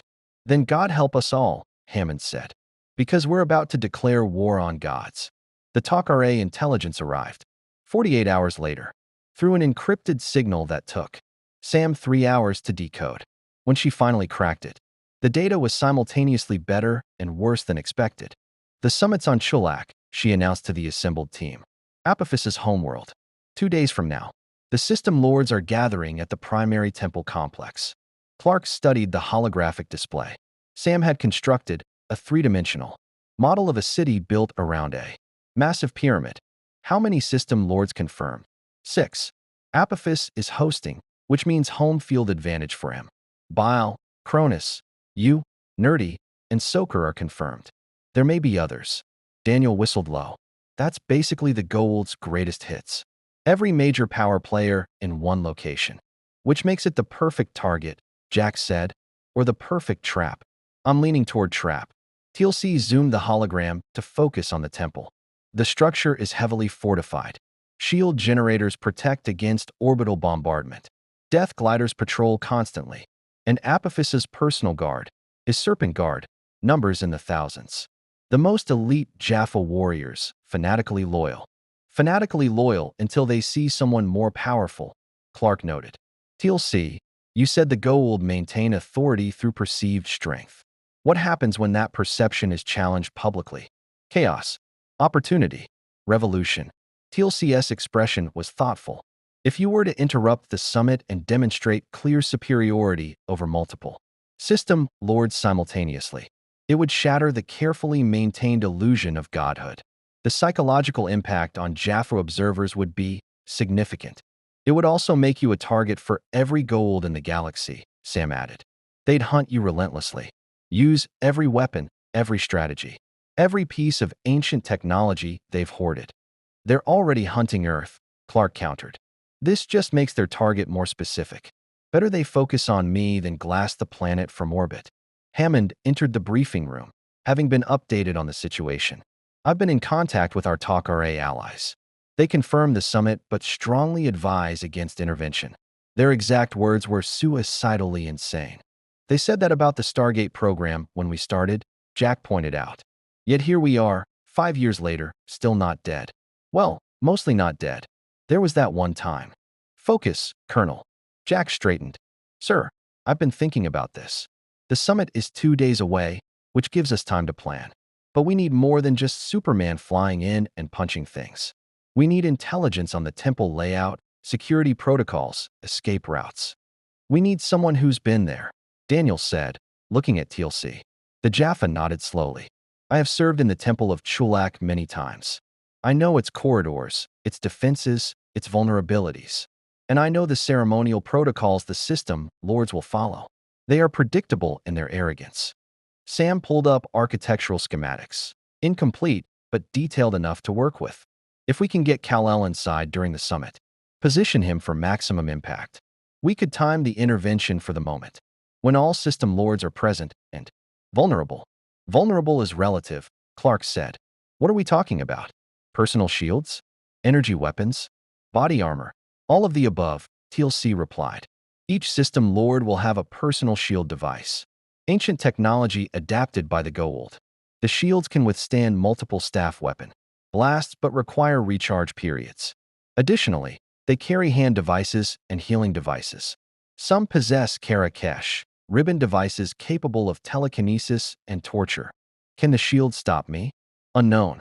They were never designed to counter someone with your level of physical force. The shields redirect energy-based attacks and kinetic projectiles, but a punch delivered with sufficient force. TLC's expression showed grim satisfaction. I suspect the shields would fail catastrophically. Clark's eyes narrowed. I'm not going there to kill system lords. Why not? Jack asked bluntly. They're tyrants, slavers, mass murderers. The galaxy would be better off without them. Because killing them makes me exactly what they are, someone who uses power to impose will. Clark's voice was firm. I came to this universe to help, not to become another dictator. There has to be a better way. There isn't always a better way, Jack said quietly. Sometimes the moral choice and the tactical choice diverge, and you have to decide which matters more, your principles or saving lives. The room tensed. This was the fundamental conflict that had been brewing since P3X 888. The question that every hero eventually faced. When does mercy become complicity? Daniel broke the silence.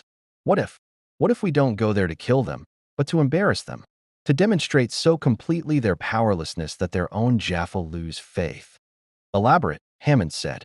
The Goa'uld rule through theater, Daniel explained, warming to his theme. Everything they do is designed to inspire awe and fear. The costumes, the voice modulation, the grand palaces. It's all psychological warfare. What if we turn that against them? What if Kal-El appears at the summit, in the middle of their council, and simply exists?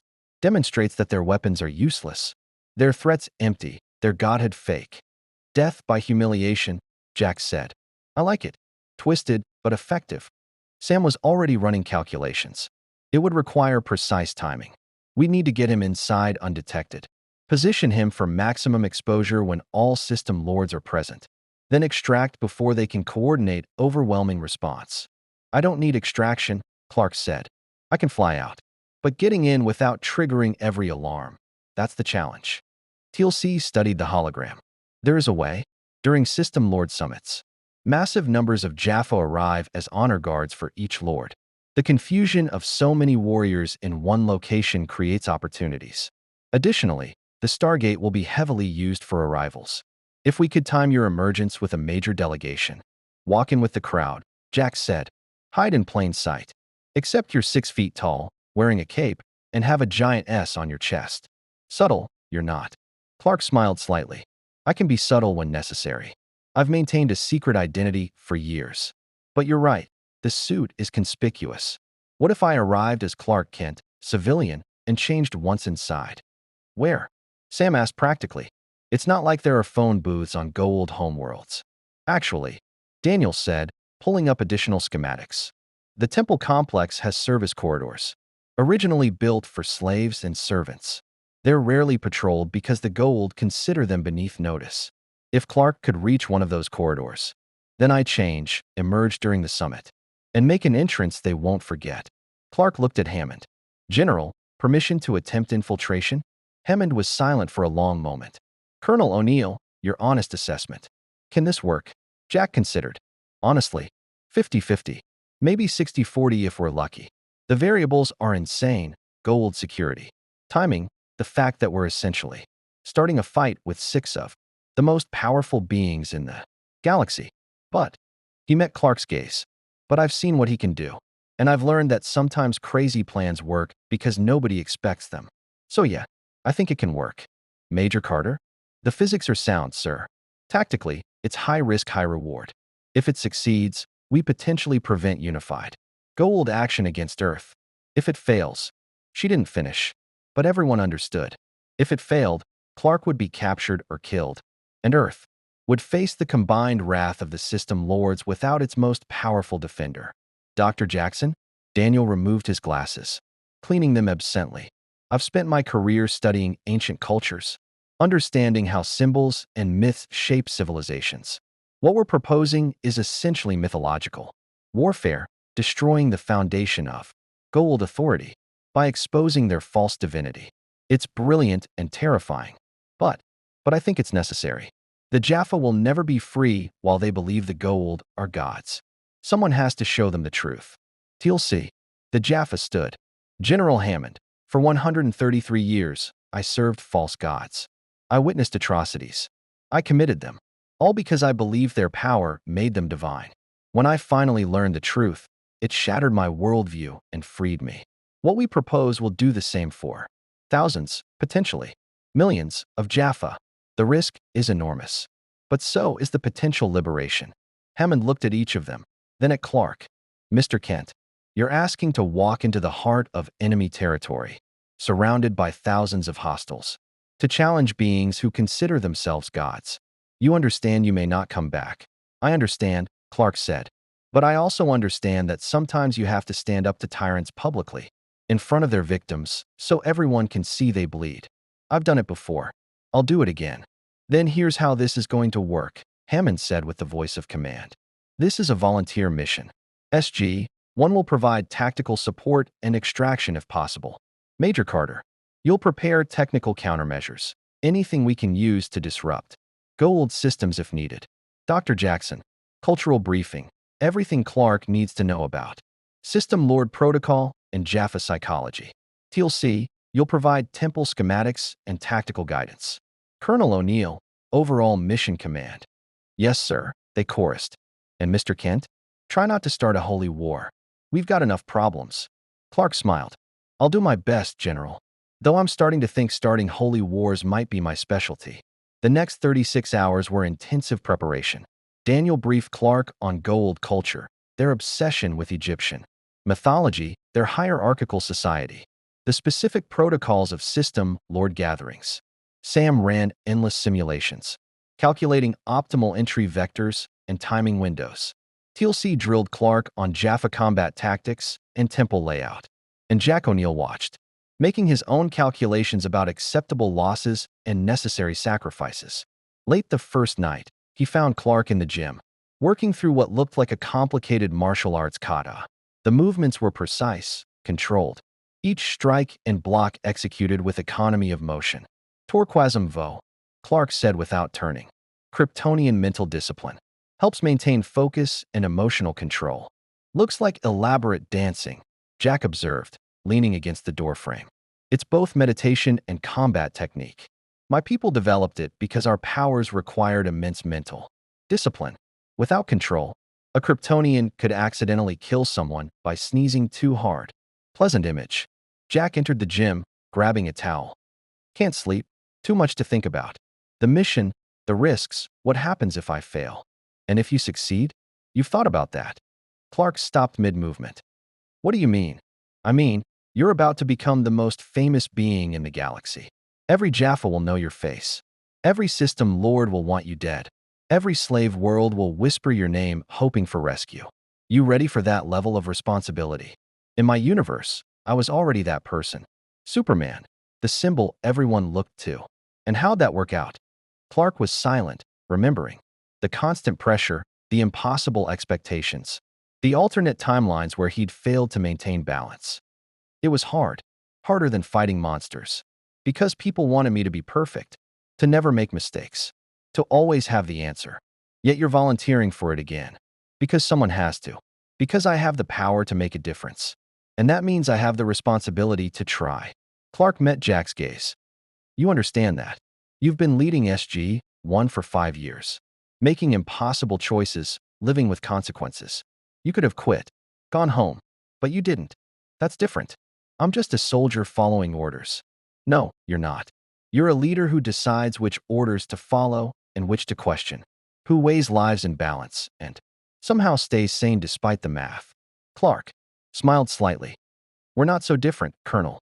You carry your team's lives every day. I'm just used to carrying a planet's. Jack studied him for a long moment. You know what scares me most about you? It's not the powers. It's the fact that you genuinely believe you can win. That hope actually matters. I lost that optimism years ago. Then let me carry it for both of us. At least for this mission. Carry it carefully. Hope's fragile. And this galaxy has a way of crushing it. They stood in comfortable silence. Two warriors from different worlds facing the same eternal question. How to fight monsters without becoming one. Finally, Jack pushed off the doorframe. Mission briefing at 0600. Gate activation at 0800. Try to get some sleep. You're going to need it. Colonel, thank you. For trusting me. For taking the risk. Don't thank me yet. If this goes sideways, I'm going to be very annoyed with you. And my annoyance is legendary. Clark laughed. Genuine, unforced. I'll keep that in mind. After Jack left, Clark returned to his kata. The movements flowed, muscle memory from years of practice. Meditation through motion. His mind cleared, focusing on the simple physical reality of his body moving through space. Tomorrow, he would walk into a temple of false gods. Tomorrow, he would challenge beings who'd enslaved billions. Tomorrow, he would risk everything on the principle that truth mattered more than power. But tonight, he was simply Clark Kent, practicing forms taught to him by a dead civilization, preparing for a battle in a universe not his own. Some things, apparently, were universal, like the need for hope in darkness. The Stargate activation at 0800 hours was different from previous missions.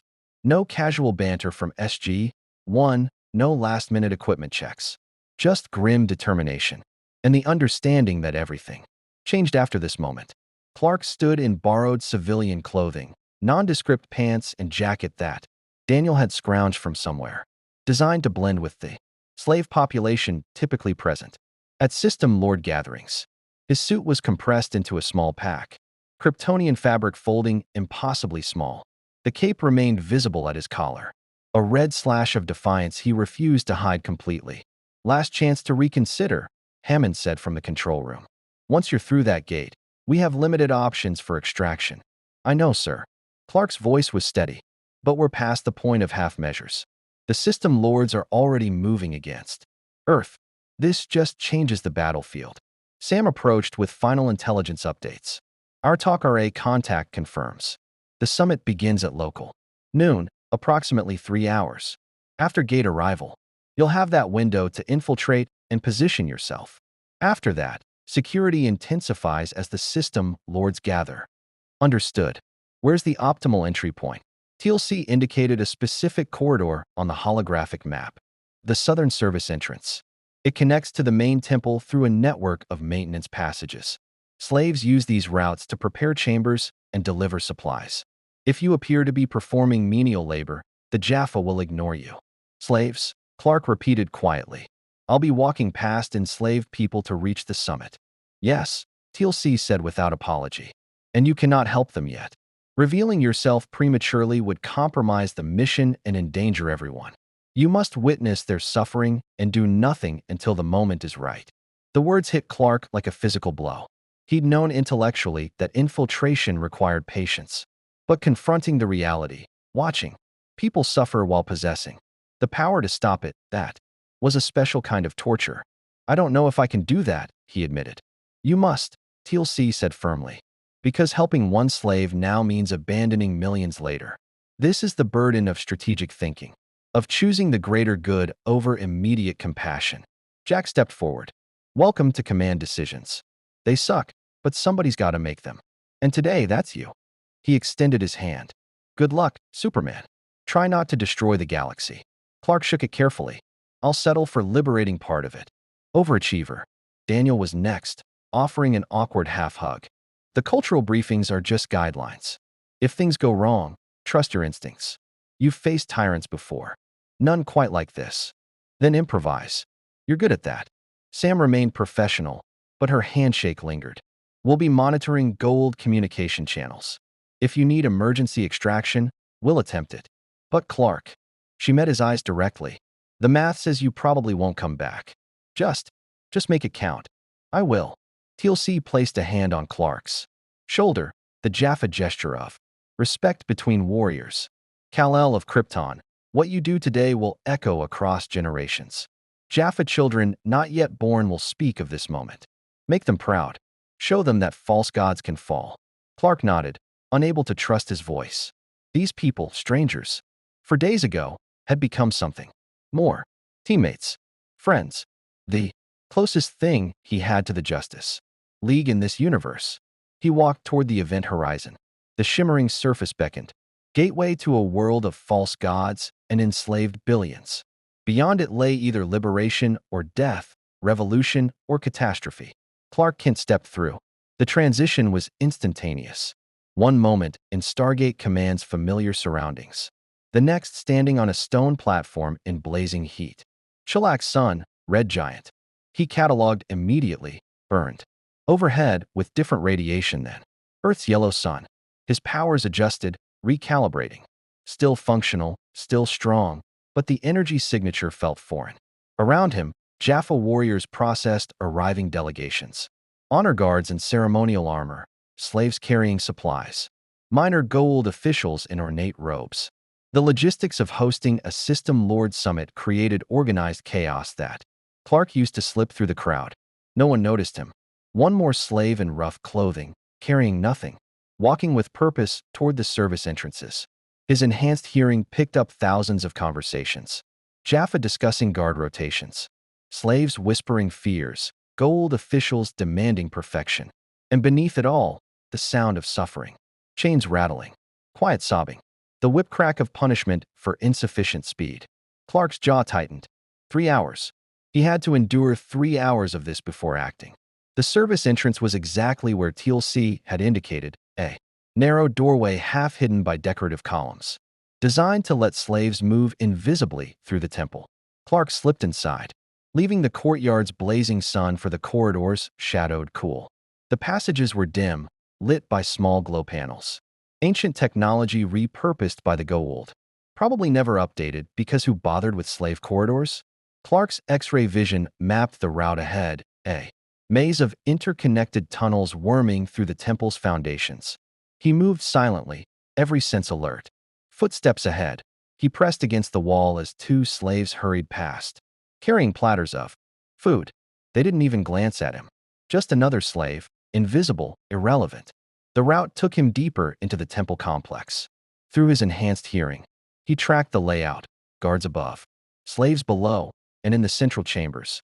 The system lords beginning to arrive. Their voices carried through stone, amplified by gold modifications, each one trying to out-intimidate the others. Apophis, your hospitality is adequate. Bile's voice, dripping with condescension. Though I note the honor guard seems diminished. Fear of assassination. I fear nothing, Bile. Unlike you, who jumps at shadows and sees threats in every corner. Apophis's response was sharp. Shall we dispense with pleasantries and discuss why we're here? Indeed, a third voice, Cronus, deeper, older. This Tauri weapon. This Kal-El. What intelligence do we have? Clark froze in the corridor, listening intently.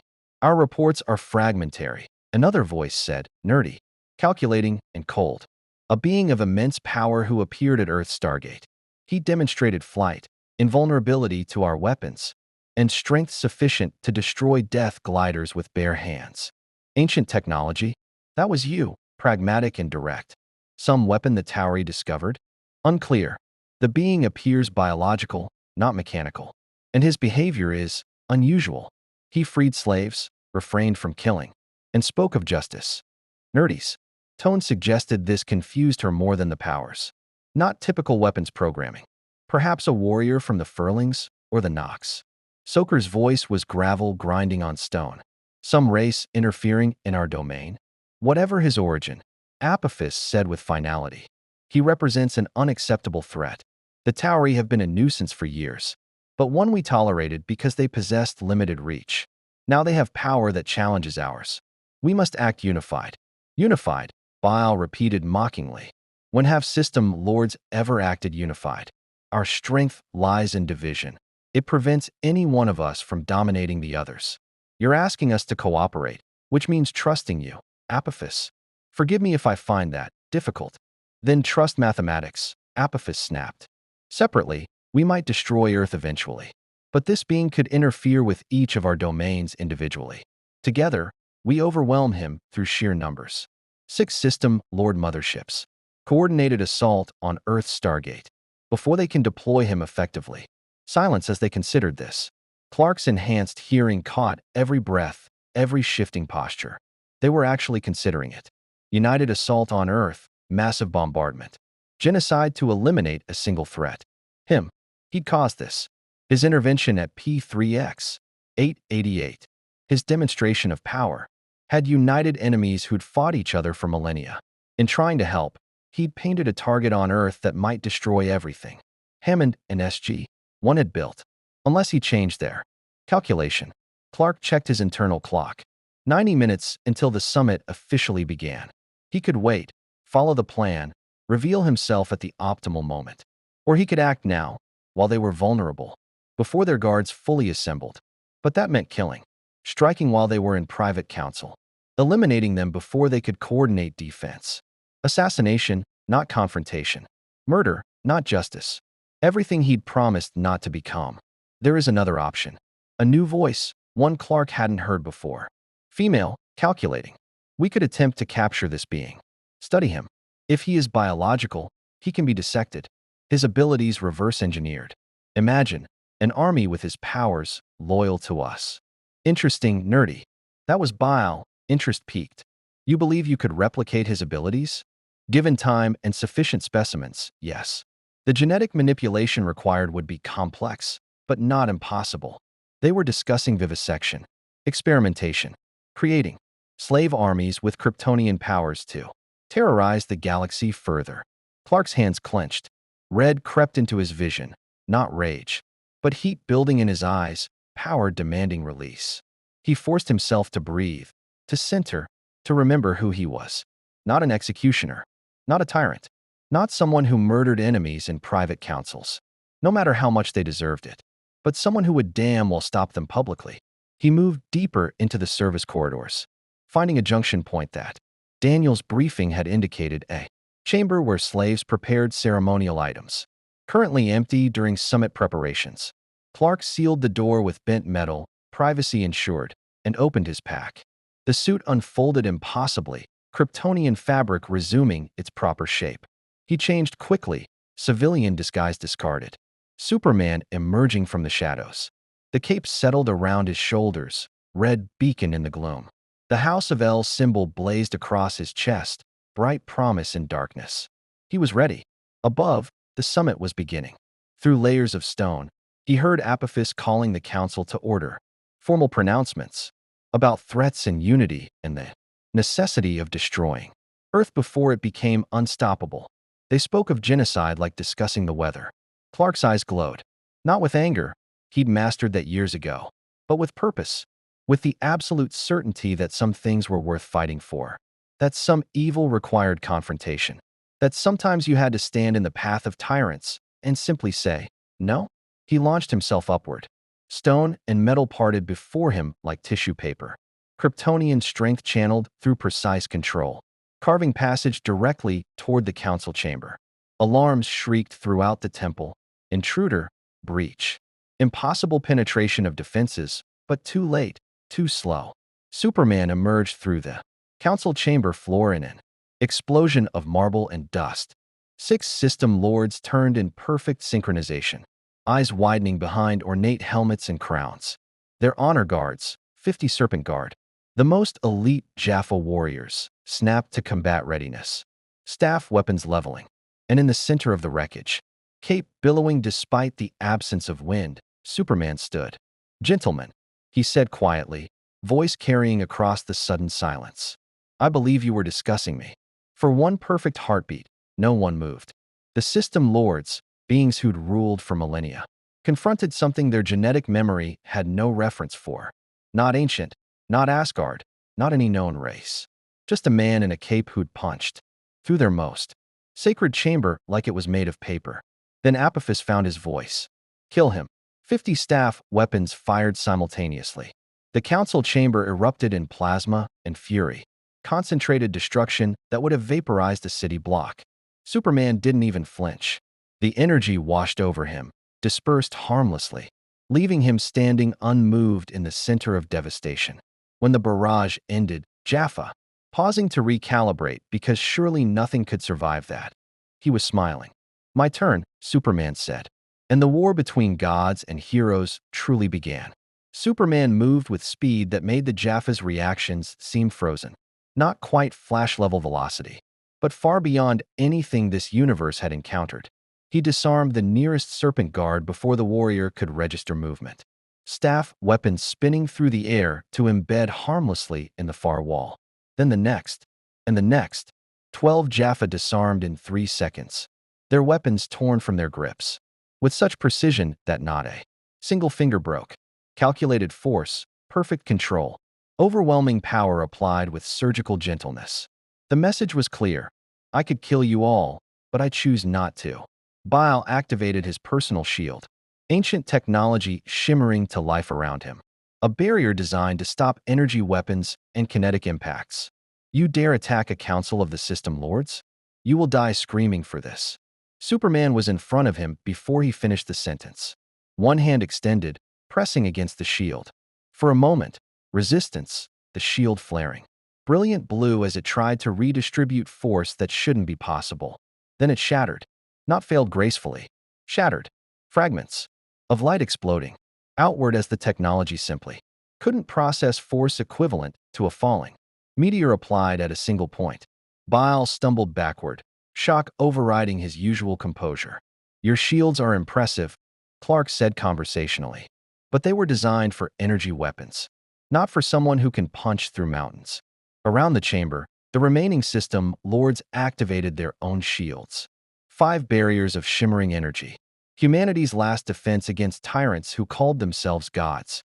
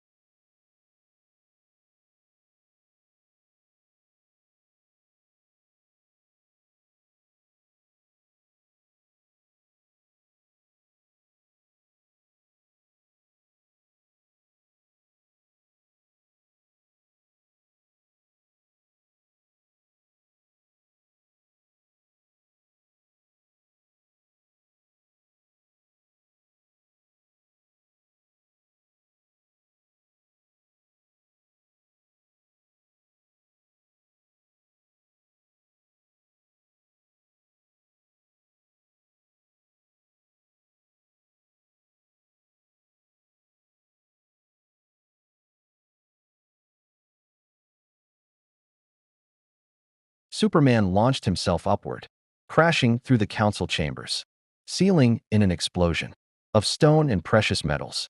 Jaffa warriors scattered as debris rained down.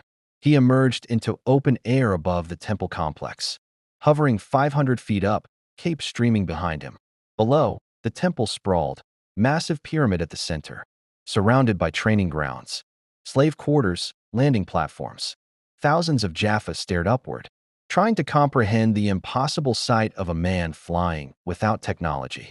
And from the council chamber below, the system lords emerged, flanked by their personal guards, staring up at him with expressions ranging from rage to calculation. Death gliders, Apophis commanded. Destroy him. 20 fighters screamed off their landing pads. Goa'uld technology that had terrorized worlds for millennia. They formed attack formation with practiced precision, weapons systems charging. The lead glider opened fire, plasma cannons unleashing destructive force. Clark flew through the barrage, not dodging. That would have looked defensive, simply flying straight ahead as the plasma washed over him like warm rain. He reached the lead glider, matched its speed, and grabbed the wing. The pilot tried evasive maneuvers. Clark held on effortlessly, redirecting the craft's momentum with casual strength.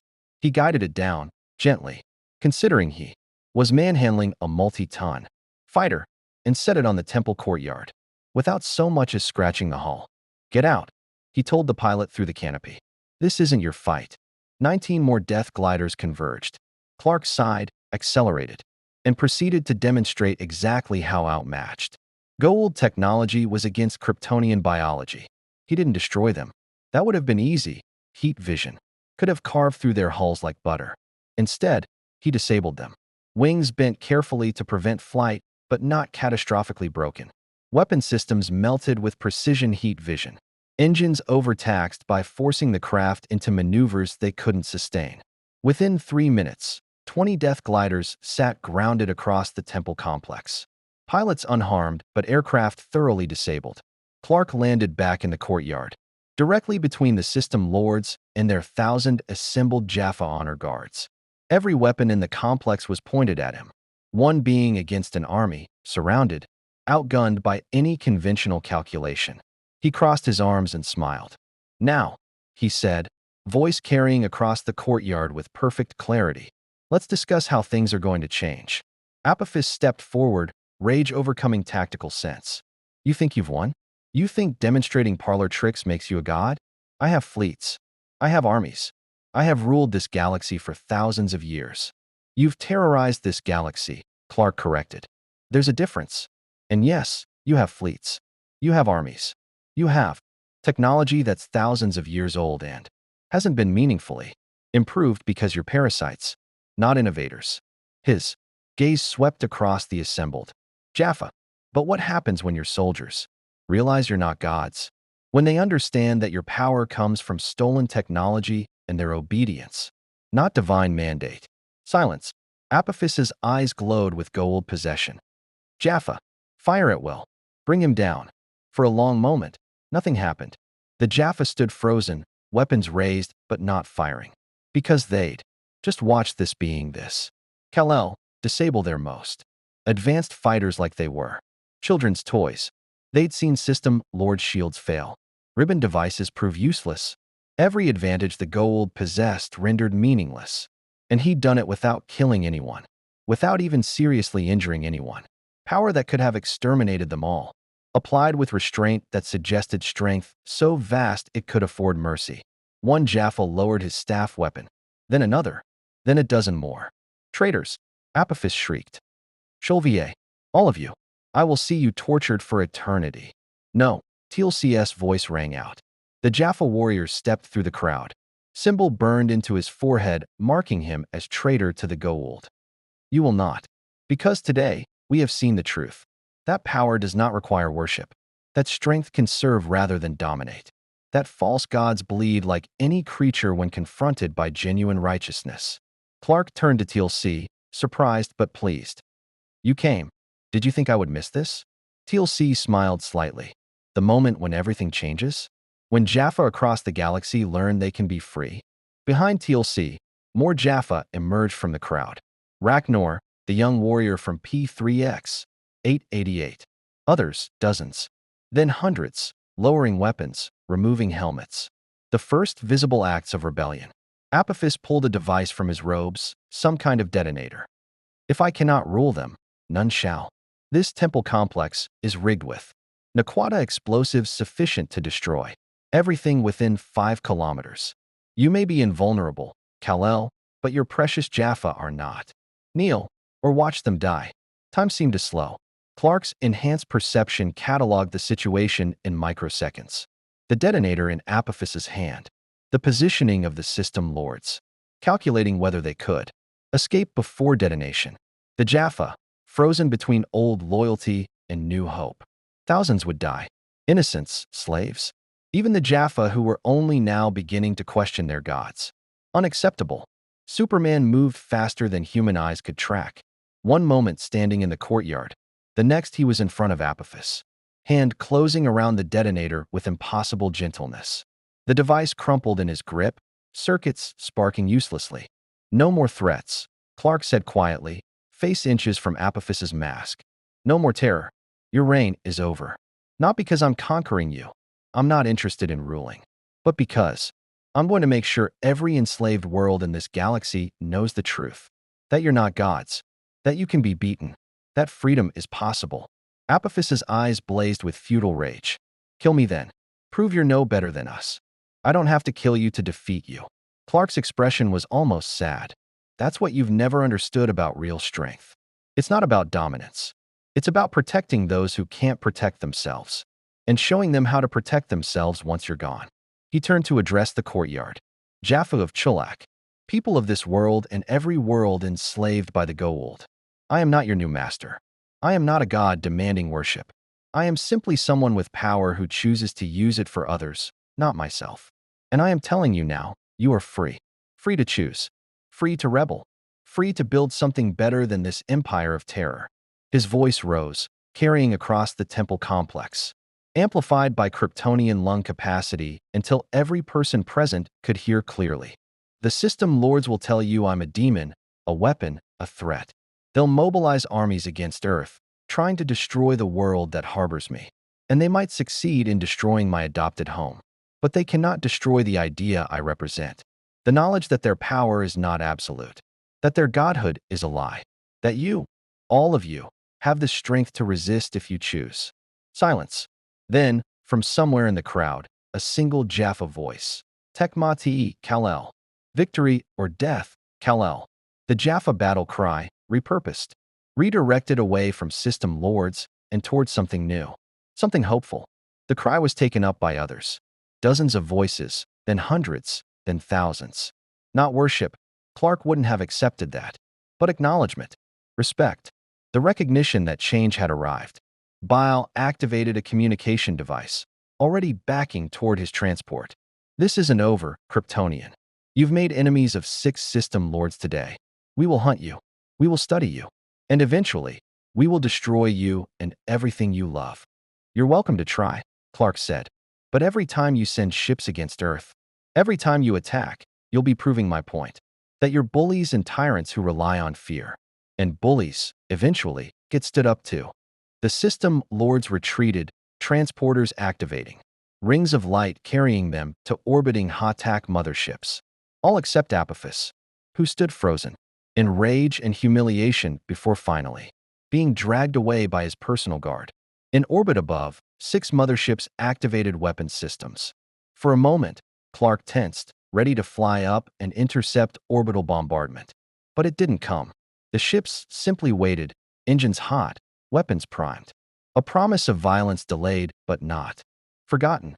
Then they left.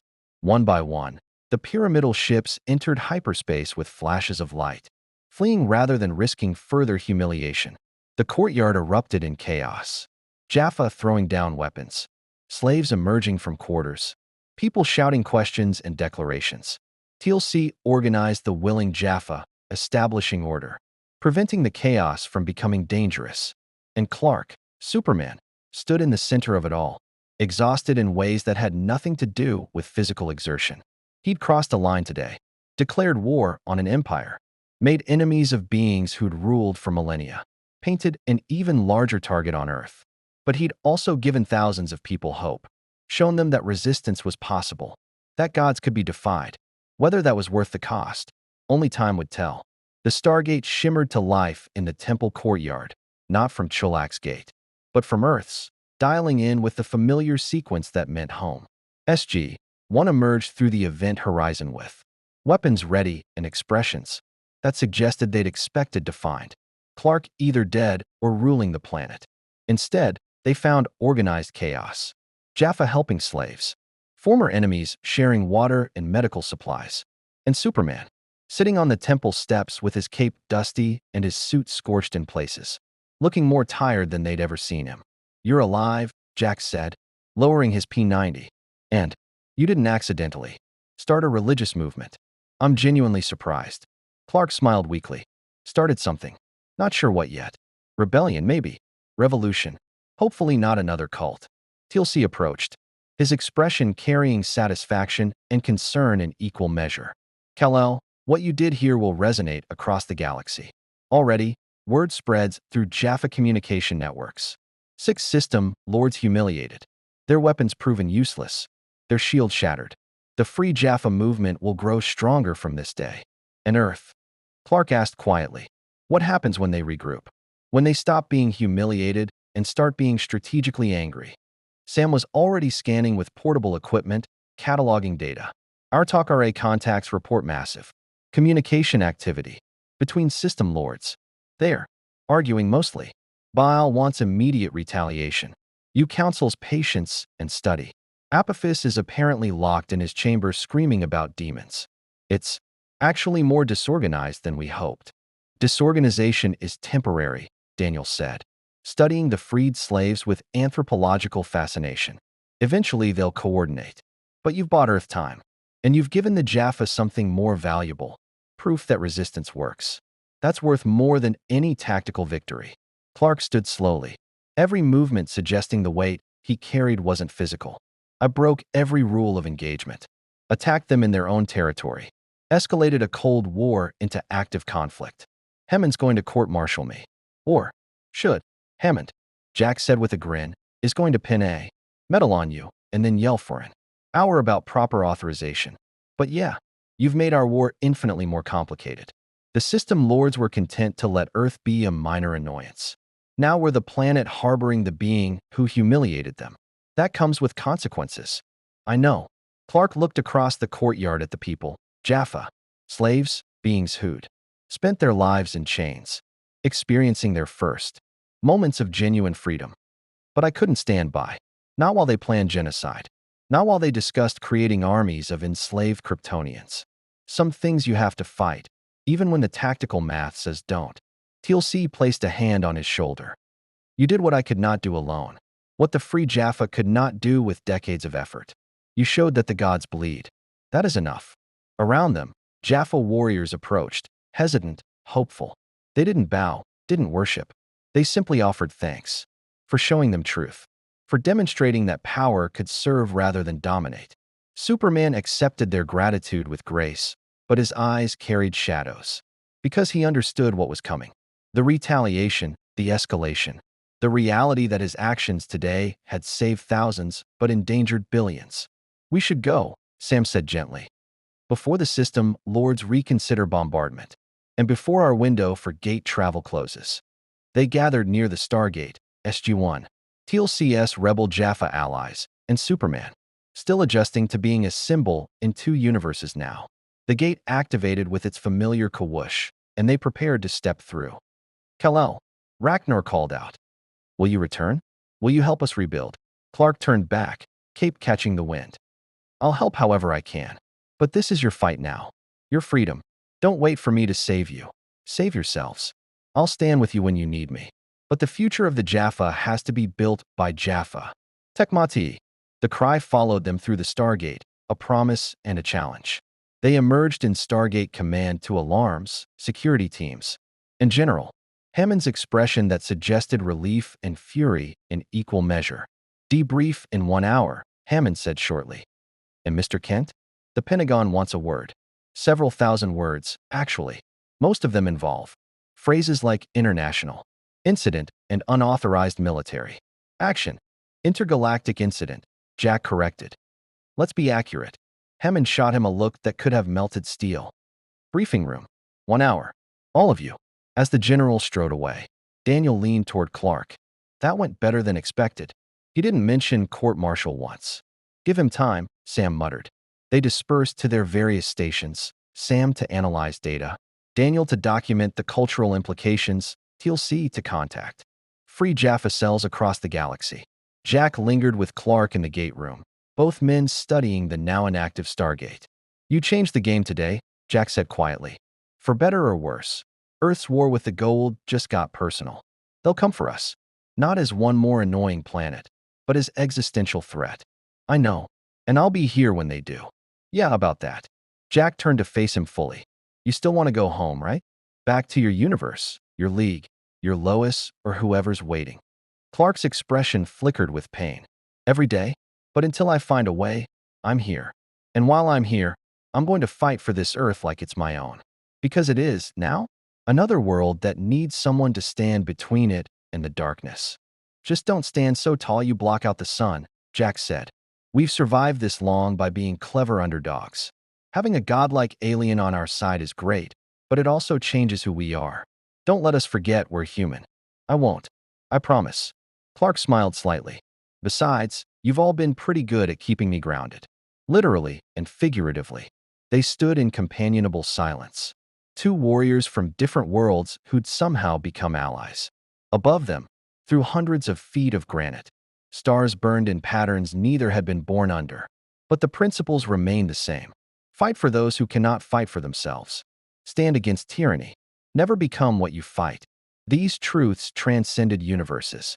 Think the system lords will attack tomorrow? Jack asked. Probably not. They'll plan, scheme, coordinate. We have time. Not much, but some. Good. Because I need sleep.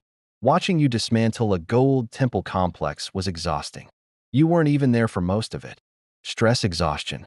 It's a thing. They walked toward the briefing rooms together, past security teams and scientists, through corridors that had become familiar to Clark over the past week. Not home, but something close. A place where he belonged, at least for now. In orbit, millions of miles away, 6 system lords plotted revenge.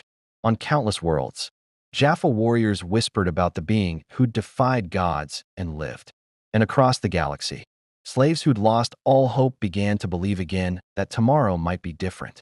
One man in a cape couldn't free every slave, couldn't topple every tyrant, couldn't solve every injustice. Clark Kent had learned that lesson painfully in his own universe. But one man could stand as a symbol, could demonstrate that resistance was possible, could light a fire that others would carry forward long after he was gone. And sometimes, in the darkest reaches of space where hope had died millennia ago, that was enough. Not to win the war in a day, but to prove the war could be won. That freedom wasn't just a dream for the favored few, but a possibility for all who dared reach for it. Superman stood at a window overlooking Stargate Command's operations center, watching humans prepare for a war they couldn't possibly win by conventional measures. But they were preparing anyway, because that's what humans did. They faced impossible odds with stubborn courage and the belief that right mattered more than might. He'd been raised by humans. He'd loved humans. He'd watched humans accomplish miracles when everyone said they'd fail. And now, in a universe far from home under stars he didn't recognize, he was privileged to fight alongside humans again. Not leading them, not ruling them, not saving them from themselves. Just standing with them, shoulder to shoulder, against whatever darkness came next. Because that's what heroes did. In any universe, under any sun, the Goa'uld would come. There would be battles, sacrifices, losses that cut deep. But there would also be victories, liberation, moments when the impossible became real. Because someone refused to accept that. Tyranny was inevitable. And through it all, a symbol would endure. Not worshipped as a god, not feared as a demon, but recognized as what he truly was. Someone who chose to use power in service of others, who stood for principles larger than himself, who proved every day that might without right was just another form of tyranny. Somewhere in the multiverse, the Justice League continued their eternal vigil. Batman prowled Gotham's shadows. Wonder Woman defended Themyscira. Flash ran faster than light itself. They would endure without him, as he would endure without them. But here, in this universe of false gods and enslaved billions, of brave humans fighting impossible wars with nothing but courage and determination, Superman had found a new purpose. The same purpose that had always driven him, really, just with new faces, new stakes, new battles. But the same endless commitment to stand for those who could not stand, to fight for those who could not fight, to hold the line against darkness, no matter how deep or how vast.